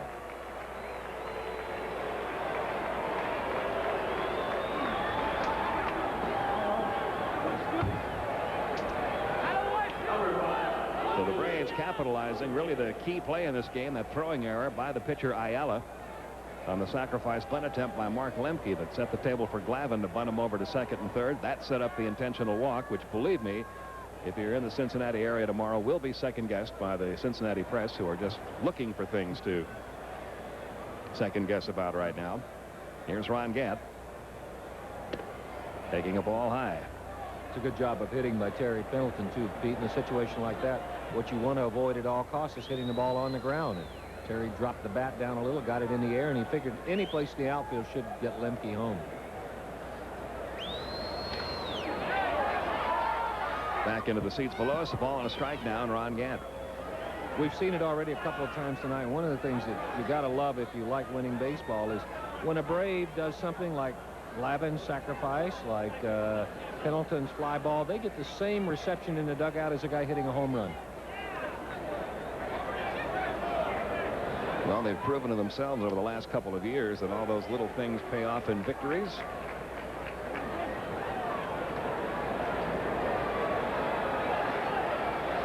This is a team that right now really knows how to win. That was not the case a couple of years ago. They were still learning that. They were trying. It was a team that in '89 and '90 were justifying losing rather than trying to figure out how to win. A ball and 2 strikes the count now, and Ron Gant is trying to extend a 6-game hitting streak. 0 for 2 tonight.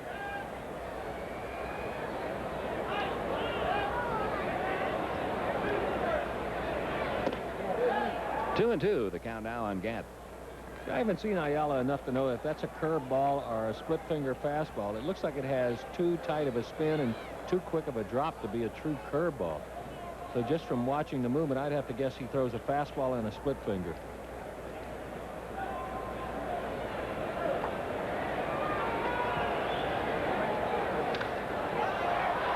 Again in foul territory, Milligan. watches this one sail into the seat. Still 2-2.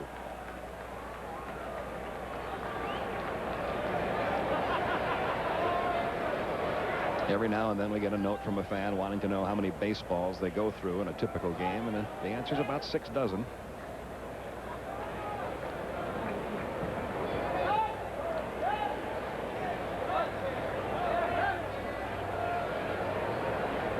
Two on the way. Gant fouls this one back. Still 2 balls, 2 strikes on Ron Gant. 2-0 Atlanta. The Braves have only gotten 1 hit in this inning. That was the leadoff looping single by Greg Olson.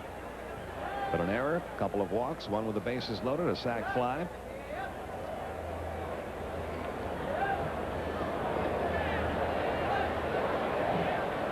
The Braves have only had 1 official at bat in this inning, and that was the Greg Olson single. 2-2 pitch. Missing away, full now, 3-2. David Justice waiting on deck.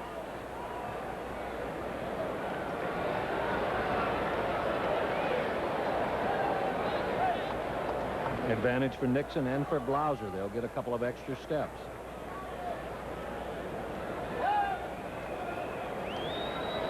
There they go. 3-2 pitch on the ground to third. Sabo's play will be at first.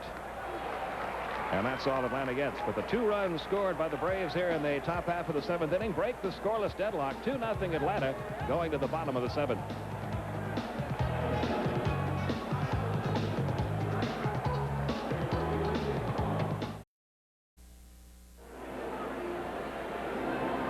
Nothing Braves, bottom of the 7th. The Reds have instituted a no signs policy. No banners, no anything. Of course, you know there would have been a ton of them tonight had they been able to. This young lady is expressing her feelings with the sign on the shirt. Our Aflac trivia question, a reminder, who hit the first home run at Riverfront Stadium? Mr. Van Weeren, you had that one, did you? I think it was Hank Aaron. It was. Nicely done. New catcher as we go to the bottom half of the 7th inning. Damon Berryhill after Greg Olson was pinch run for. Berryhill taking over behind the plate. And Juan Samuel on the pinch hit for Bobby Ayala to start things here in the last of the 7th. Samuel hasn't gotten much playing time this year. 158 with a homer and 2 RBIs. 1 for 7 as a pinch hitter. That one pinch hit, a pinch hit homer. And he takes a strike from Tom Glavine. Reds signed a lot of free agents in the offseason. Samuel signed at the major league level. And going into spring training, they had more non-roster players in camp than any other team, and a lot of them with familiar names. Troy Affiner, Tim Burke, the relief pitcher, Brian Dorsett, the catcher, Gary Green, the shortstop, Keith Hughes, the outfielder, who's with the big club now. Tracy Jones, remember him? He was in camp. Jeff Kaiser is back in the minor leagues. Jeff Kunkel, the shortstop, out of the Texas organization. Bill Landrum, who's back with the big league club. Sounds like a Florida Marlins. Randy Milligan was a minor league free agent they had in camp. Junior Naboa, Jamie Quirk, the catcher, Jeff Reardon, former Brave Greg Tubbs, and Eric Yelding. That'll be a base hit for Samuel. It's not going to roll foul. And the leadoff man is on here in the last of the 7th. This is pretty much a no choice right here. Glavine hustled over. Off the end of the bat, chopper. Glavine hustled over there. See, he got there, but he's got to realize I can't throw him out. His back's to first base. He can only hope that it would take some tricky bounce and bounce out of there. But AstroTurf has grain, and it looks like here at Cincinnati the grain goes from home plate toward the center field area. That may have been why Sabo went ahead with that play. Maybe he's experienced that before. Kelly tonight 0 for 3. He's lined to second, fly to center, and grounded out to short. That was the 5th Cincinnati hit.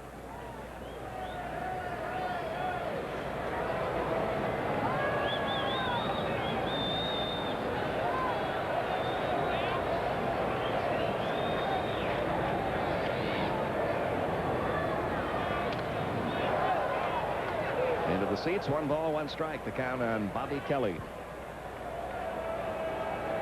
Still feels strange calling him Bobby after all the years that he was known as Roberto Kelly. Hit 280 is Roberto, career. I guess he figures 305 as Bobby is better. Deep right center field, but Otis Nixon's there for this one as well on the warning track. Sam Wells scoots back to first. Otis is going to want frequent flyer mileage, as much real estate as he's covered since last Friday in New York. Remember a play he made in the left field? He was playing left center and also went into the right center field to make a catch, and it must have been a dozen plays that he's had to come full tilt to make back of the infield. He's got 6 putouts in this game. Now Bip Roberts. Roberts hit by a pitch his last time up, has flied out his other 2 trips. 1 out, a runner first. A ball and no strikes to Bip.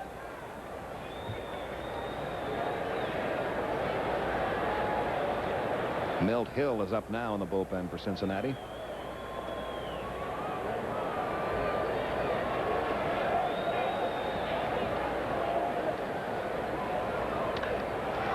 Another deep fly ball, right center field. Guess who? Whoa, a little mix up there between David Justice and Otis Nixon. They each thought the other one had it, but Justice was able to recover. There was a split second there where both outfielders stopped and were looking at each other. Well, you get so used to Otis taking everything, so you just expect to look up and have him grab it. That starts in right center field, but it's really slicing away from Nixon. And I honestly think Justice said, hey, you make all those look so easy. But fortunately, they did communicate in time for David to make the play. And that'll bring up Barry Larkin.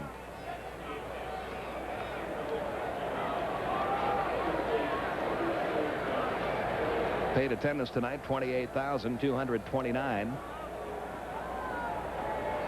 for the opener of this 3-game set. Braves trying to get this one off on the right start as they try to win their 6th consecutive series. They've won every series since that 4-game series in Colorado on the last road trip. Taking 2 out of 3 in Houston, then 2 out of 3 at home against the Phillies, 2 out of 3 against Montreal, 2 out of 3 in New York to start this trip.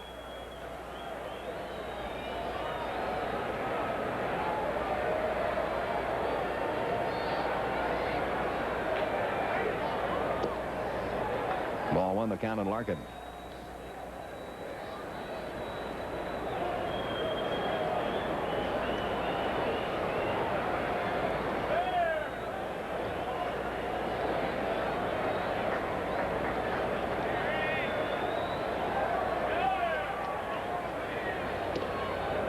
Right through there, 1 ball, 1 strike. The Braves bullpen is going to go to work. That's Greg McMichael heading down the left field line.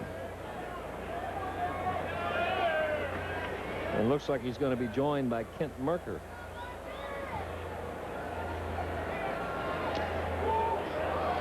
Fouled away, 1-2. There goes Mr. Merker. And since there's no catcher down there, Kent may have to throw against the wall for a while.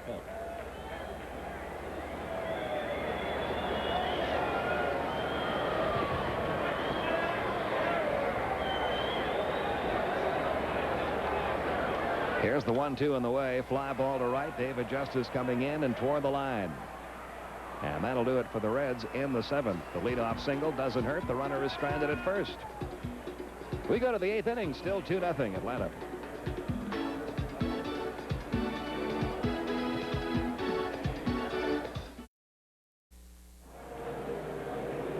Let's take a look at our Delta scoreboard. San Francisco won that this afternoon. Home runs by Thompson and McGee. Sandberg had a homer for the Cubs. They're tied in Montreal. Tewksbury against Barnes. Philadelphia now leads it 3-1. That's Paul Gibson in relief. Kurt Schilling on. Pittsburgh is shutting out the Florida Marlins. Houston by 1 over Colorado. A late start in Los Angeles. In the American League, here's what it looks like. It's 4-1 Detroit winning that one. Cecil Fielder is homered in it. Texas over Cleveland. New York 1-0. Wickman, as Pete told you about that one. 3-2 Toronto leading. Page 2 has Kansas City shutting out Chicago, and all the other action a little bit later on. And here we go to the 8th inning. The new pitcher, Milt Hill, making his 11th appearance out of the Reds bullpen, facing David Justice, who leads off and fouls off the first one 0-1. Justice tonight is 0 for 3. You see what Hill's done this year, 3-0. ERA up there a little at 4.34. He's out of Atlanta originally, still lives in Dawsonville, Georgia. Out of Redan High School in Stone Mountain. Attended DeKalb Community College and also Georgia College. And first pitch swinging is David Justice to deep right center field. This ball is gone. Another home run for David Justice. His 11th of the year, and it's 3-0 Atlanta.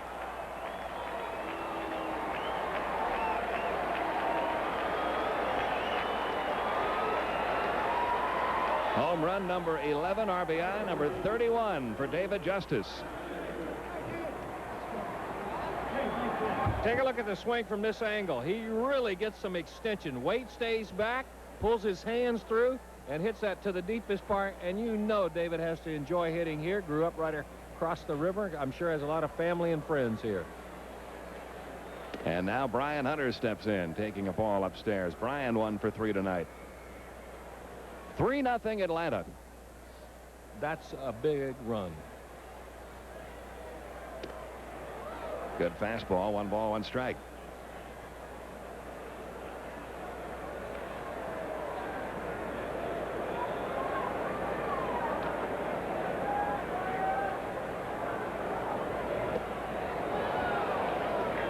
It's 1-2 now on Brian Hunter.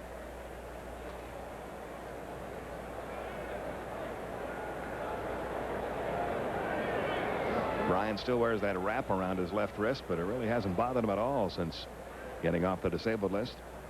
Here's the 1-2. Fastball moved him off the plate. 2-2.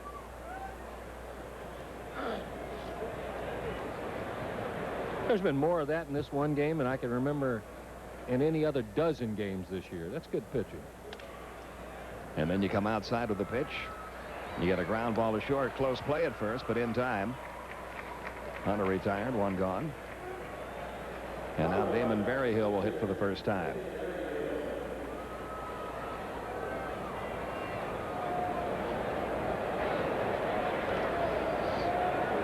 Berryhill at .224 for the year. He has a couple of home runs and 8 RBIs.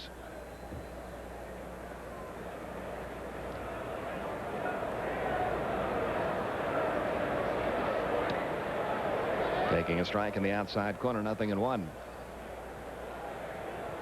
Milt Hill familiar to one of the Braves players. He and Jay Howell work out together in the winter at the Cumming Baseball School up just north of Atlanta. 1 ball, 1 strike. Great little indoor facility up there where a lot of the college and pro players in the area go to in the winter.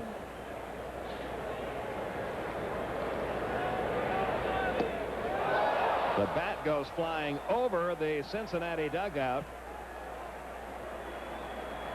And let's make sure everybody's okay down there.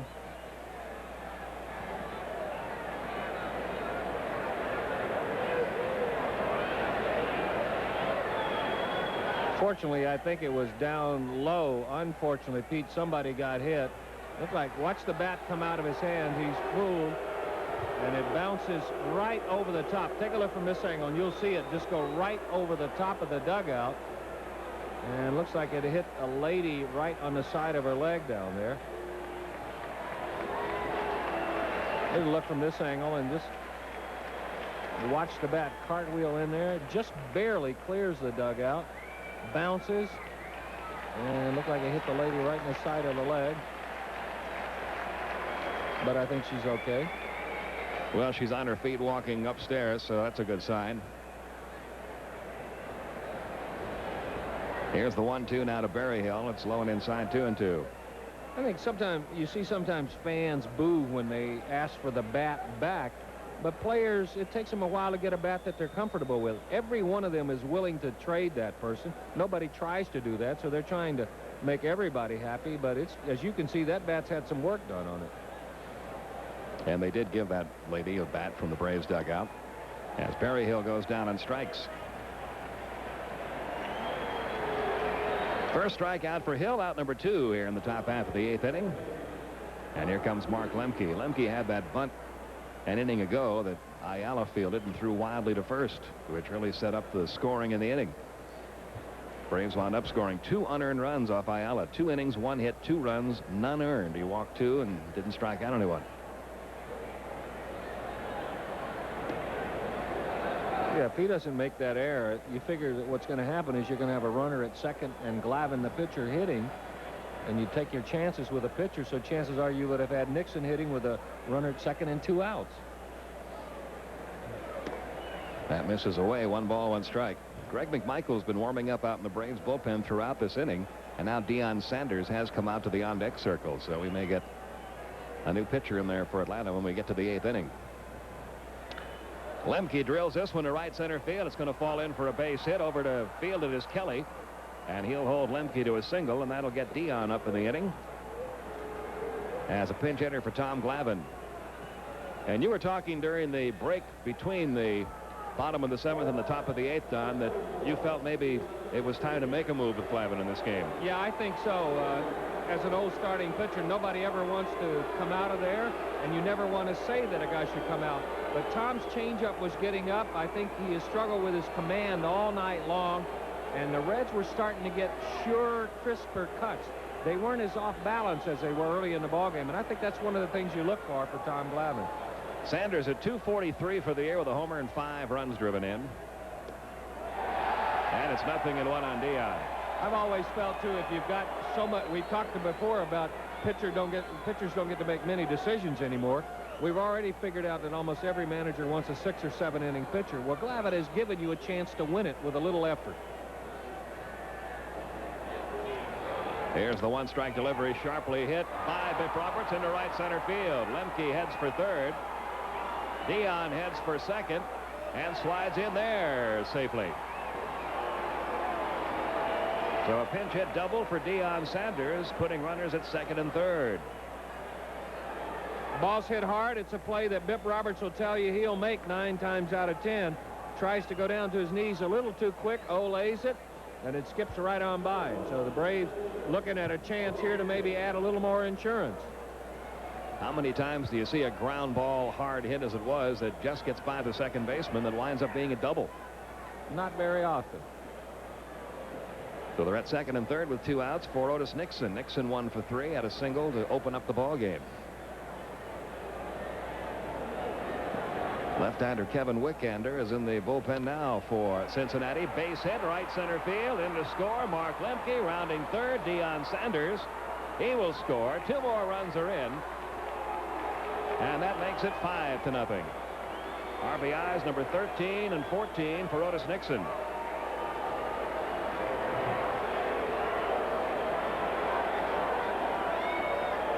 Nixon didn't waste any time. Got one up in the strike zone.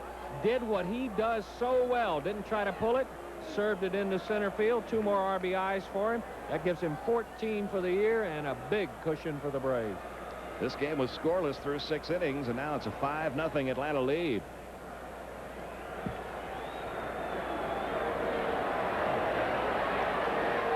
Don Gullett, the Cincinnati pitching coach, heading back now to the Reds dugout. Game 2 in this series tomorrow night. It'll be on Sports South with Greg Maddux going against Tim Belcher, 7:30 Eastern time. We're back with you Thursday with John Smoltz facing Jose Rijo in the final game of this series and this road trip.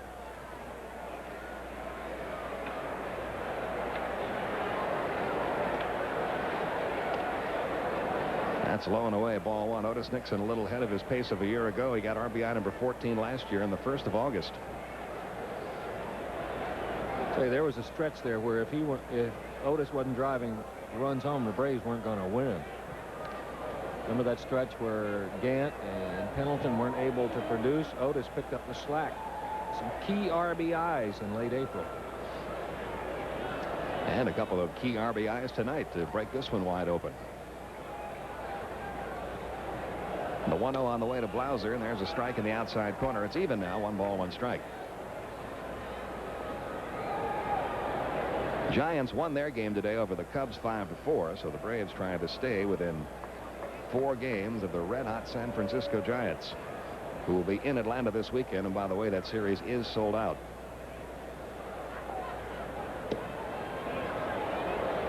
Two and 1 now to Jeff Blauser.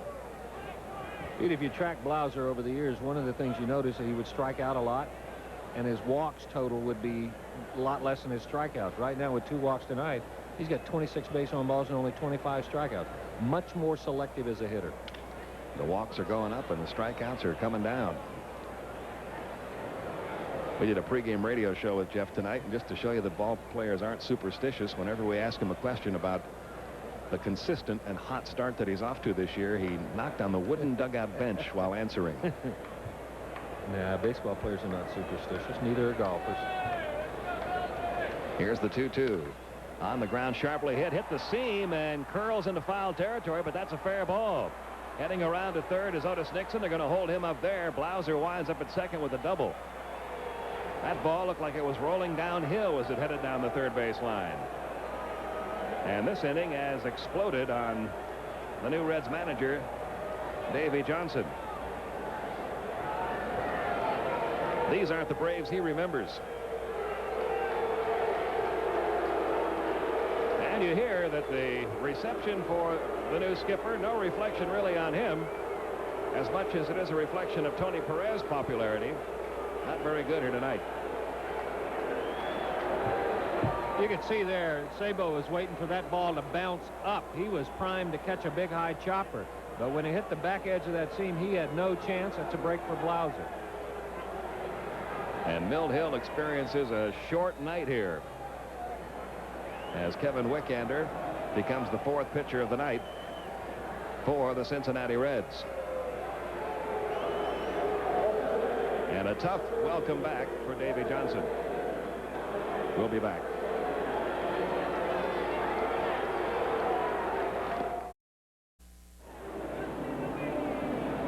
5-0 Atlanta now. Runners second and third. The eighth man to bat in the inning will be Terry Pendleton, and he'll face the fourth pitcher of the night for the Reds. Left-hander Kevin Wickander, making just his fifth appearance since coming over to Cincinnati. It has been a tough year for Kevin Wickander. His best friend in the Cleveland Indians organization was the late Steve Olin, and Kevin was having a very, very tough time coping with that over in Cleveland. They felt just for a career move to benefit him, it would be better to get him in a different organization. So they dealt him here to the Cincinnati Reds.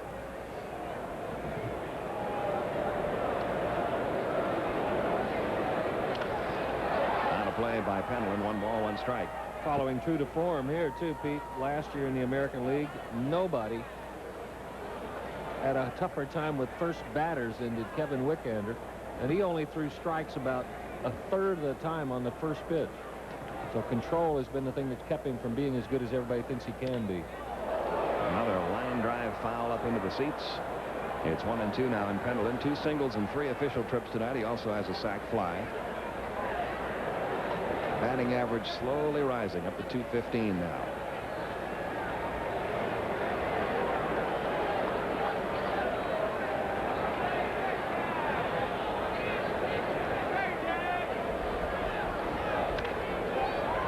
Sabo fields.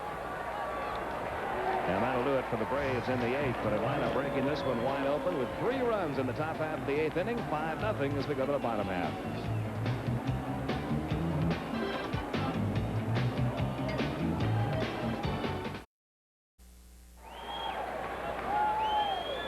It's 5-0 Atlanta.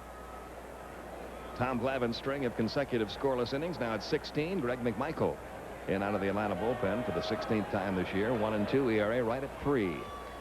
And Kevin Mitchell leads off for the Reds here in the 8th, taking a strike from McMichael.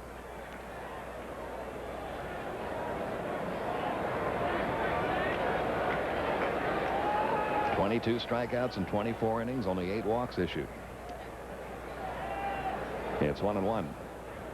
And I think you saw a case tonight, Don, of what Tom Glavine has talked about the last couple of years, how he's learned how to survive in a game when he doesn't have his best stuff or his best control. He very seldom goes 7 innings in a ball game without recording a strikeout, but he did tonight.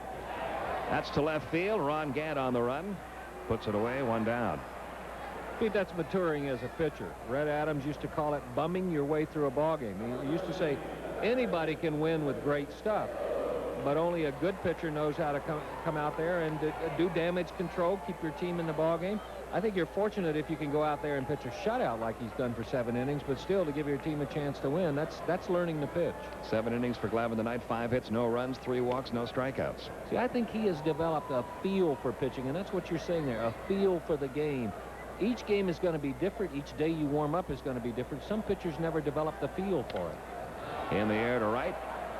Tell you what, the Braves outfielders will sleep well tonight. They have had a workout in the outfield. It's 5 in a row recorded in the outfield. And 13 fly ball outs in this game. And here's Randy Milligan. Milligan 1 for 2 on the night with a walk.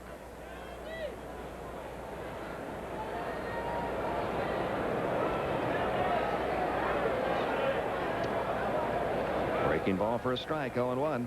McMichael makes it look easy, doesn't it? This is kind of a nonchalant pitching attitude. It's not nonchalant, but it's a minimum of effort. Little spinner, little changeup, and then all of a sudden pops one out there, and he gets him on people. Minimum of effort, maximum of control. You got it.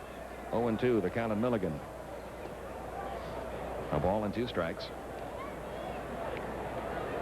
Watch this. It's as simple as you get. It's abbreviated windup, not too big of a back step, balanced, comes through, uses the upper half of his body really well. He's got to have strong back muscles to pitch like he does. And he records the strikeout of Milligan in a 1-2-3 8th inning for Greg McMichael. We go to the 9th, 5-0 Atlanta.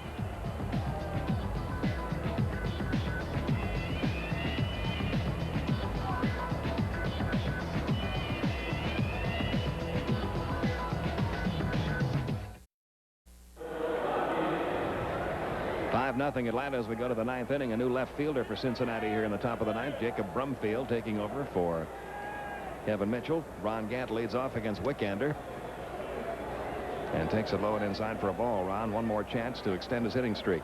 0 for 3 tonight. A 6-game streak coming in. 2-0. Because of the way this town has reacted to the managerial change, believe me, there is some pressure on Dave Johnson to start this team winning and start it winning soon. There's not going to be a very long honeymoon period for the Reds' new skipper. 2-1 the count. Yeah, contrast that to New York situation where really anything that turns out there for Dallas Green is going to he's going to come out of it fine.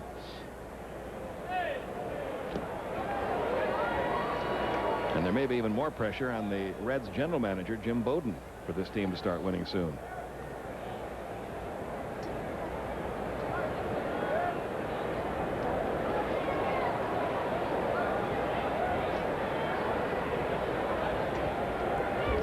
Here's the 2-2.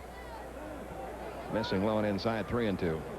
Wickander throws 3 pitches. He has a cut fastball. He likes to run in on right-handers. Looks like a slider. And he's got a 4-seam fastball away, and he's got a pretty good curveball. Big sweeping curveball.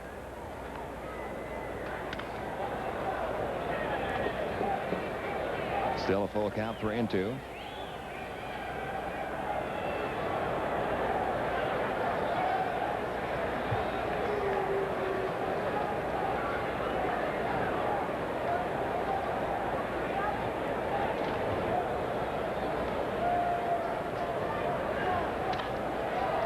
In the air to right, long run for Reggie Sanders, but he gets to it. 1 away here in the top of the 9th. And that'll bring up David Justice, who hit his 11th home run of the year, deep to right field to lead off the 8th inning.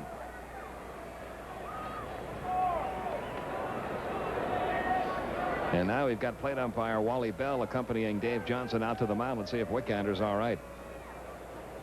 This is to check on Wickander.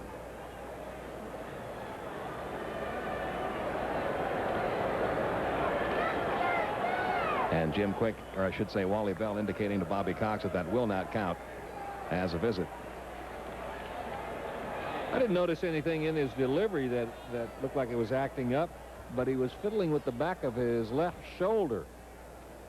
And you could see him there twist his neck a couple of times. He was right on the over the left shoulder, right at the base of the neck. He was rubbing it as Johnson made his way out to the mound.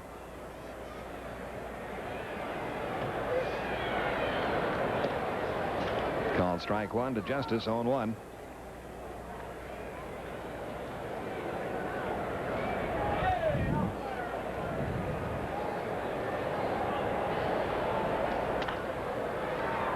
Biff Roberts Gets it over to Milligan, 2 down. And here's Brian Hunter, 1 for 4.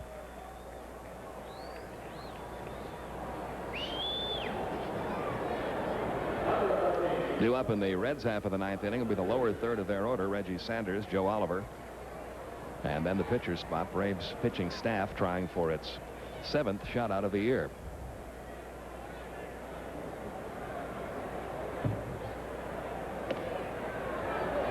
A ball and no strikes on Hunter.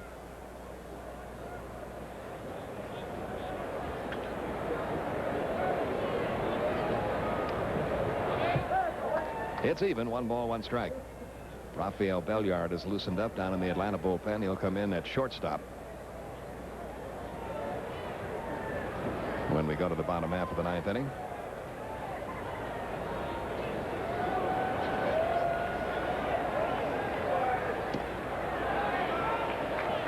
One and 2 now on Hunter.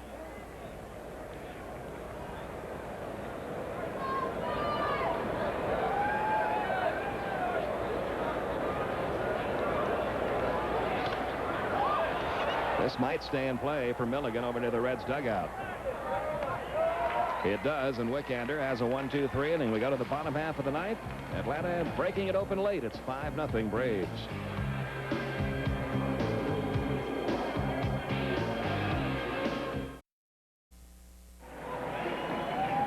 5-0, bottom of the 9th. Stay tuned after the ballgame, because coming up next, Stephanie Zimbalist stars in the touching drama Tomorrow's Child. That'll be right here on TBS immediately following the night's ballgame. And as we go to the bottom half of the 9th inning, there is Rafael Belliard taking over at short. Greg McMichael trying to finish it up for Tom Glavine. This is not a save situation. The lead was too large when McMichael came on. And Reggie Sanders lead it off here for the Reds. Reds have only been shut out once this year.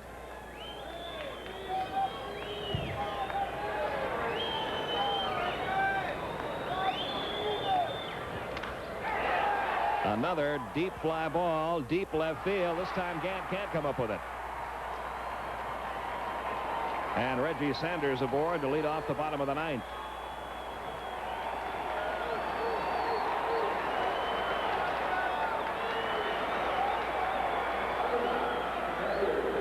First pitch right down the middle. Gant up on the wrong foot. They haven't put a score up there, but that's a play I'm sure he'll tell you he should have made. That's going to be a base hit. That's how they've scored it. Here's Oliver, a double in 2 official at bats. He's also walked. 6 hits now for the Reds. They're not holding a runner at first.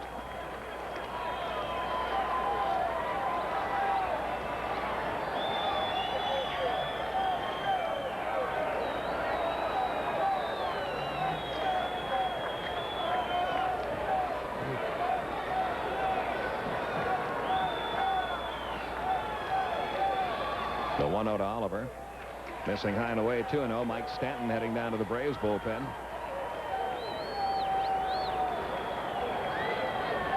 And that is Cecil Espy in the on-deck circle. He'll pinch hit for Wickander.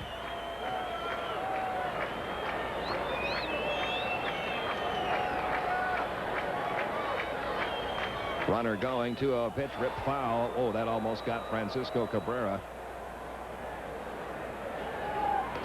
Who's pulling guard duty down there? Is that Pete Smith?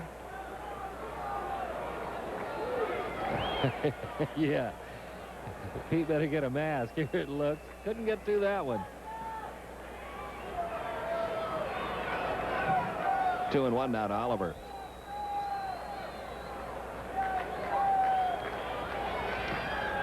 Didn't mean to, and that's a fair ball to be fielded by Berryhill. And there's the first out here in the bottom half of the 9th inning. Down to second goes Reggie Sanders. Check swing. It's a big out to get, but this is almost one of those where you wish he'd hit a little bit harder so you have a chance for a double play. I don't know, with a left-handed hitter up, I agree with not holding the runner on, but with a right-handed hitter up, with a guy like Reggie Sanders, you actually take the double play out of it. There is no chance with a guy like him. He's got such a big lead, you're not going to get him anyway. Cecil Espy now pinch hitting for Wickander, hitting .209 for the year. He's 3 out of 18 as a pinch hitter. And he drills this one into left field for a base hit. They're going to hold the runner at third. So the potential shutout in jeopardy here. The Reds have put men at the corners with only 1 out. And they're going back to the top of the order, Bobby Kelly. And a tough guy to double up, too, because Kelly can run. That's a good play by Ron Gant there. Oftentimes, Pete, what you're supposed to do in the situation gets overlooked because it's done so naturally. Gant played it on a hop. He came up. He hit Terry Pendleton right at the letters. He just took home plate out of the equation, get the ball in Pendleton's hand, and let him decide what to do next. First and third, 1 out in the 9th. Kelly tonight 0 for 4. He's lined out to second, fly to center twice, and grounded out to short. And they're not going to hold Espy on either, and he can run. So if he gets a big lead, don't be surprised to see him take off at first base. National League Finals, Giants beat the Cubs 5-4. Pittsburgh shut out Florida 2-0. Montreal over the Cardinals 4-2. The Rockies and Astros are tied now in the 7th inning at 5. And the Phillies lead the Mets 4-2 in the bottom half of the 8th inning. Boy, it's funny how the schedule has broken. Dallas Green takes over the New York Mets last weekend against the Braves. The first road trip they take back to Philadelphia, where Dallas was a very successful manager. Davey Johnson takes over as Cincinnati Reds manager against the Braves. After this series, guess where they go? Not to Shea. You got it, Shea Stadium. He may get a warmer reception there than he's gotten here. You got to feel a little bit for him, because really he's caught in the middle. He's caught in the middle because he's the guy coming in. It's the fans' reaction to the Perez firing That's right. And the guy who made the decision right is now. sitting comfortably up in a nice warm box. 0-2, the count on Kelly. Just got a piece of it. Stays alive, 0-2.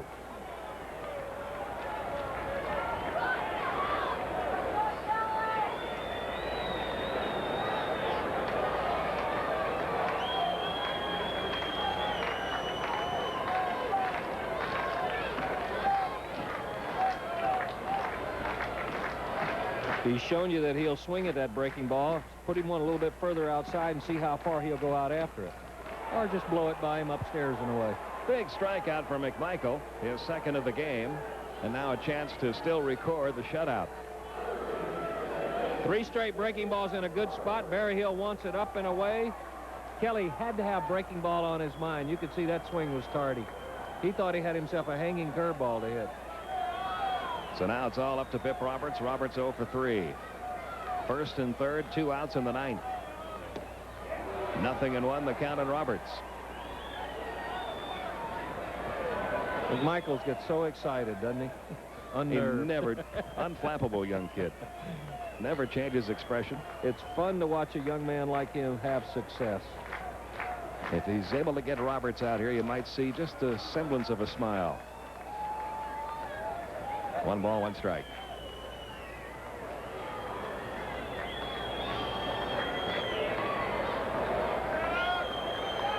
Nothing Atlanta, bottom of the 9th. 2 men out, runners first and third. And the 1-1 to Roberts. Runners will be at second and third now. They don't have to give a stolen base to Cecil Espy. The Braves were paying no attention to him. And they're not going to give him a stolen base. Well, 2 scoring decisions this inning, and one of them the right one.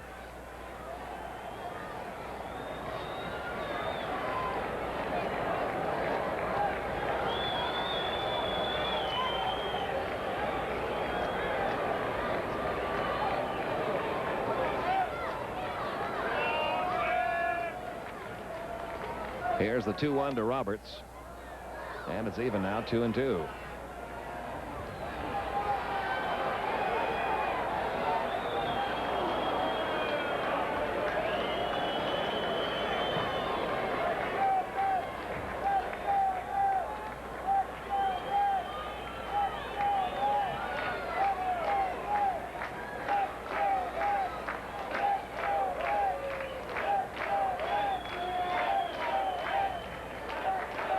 Now the 2-2 on the way, and it's full now, 3-2 on Biff Roberts. Barry Larkin waiting on deck. Braves will just as soon see him next tomorrow.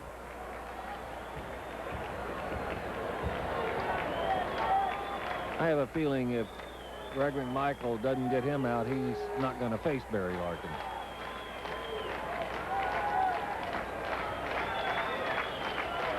Here's the 3-2 on the way. Look out, Bravos.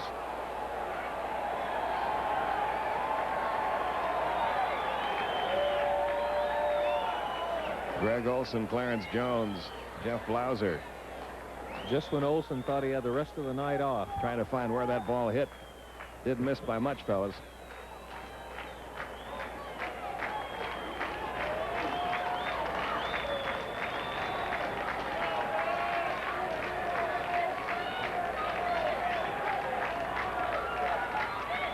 And now the 3-2, and he just got a piece of that one.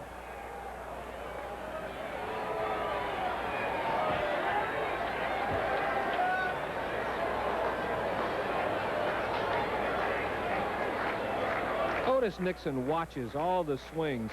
Now, the way Roberts is pulling off of that pitch, swinging just a little bit late, Nixon has cheated to left center field 3 or 4 steps.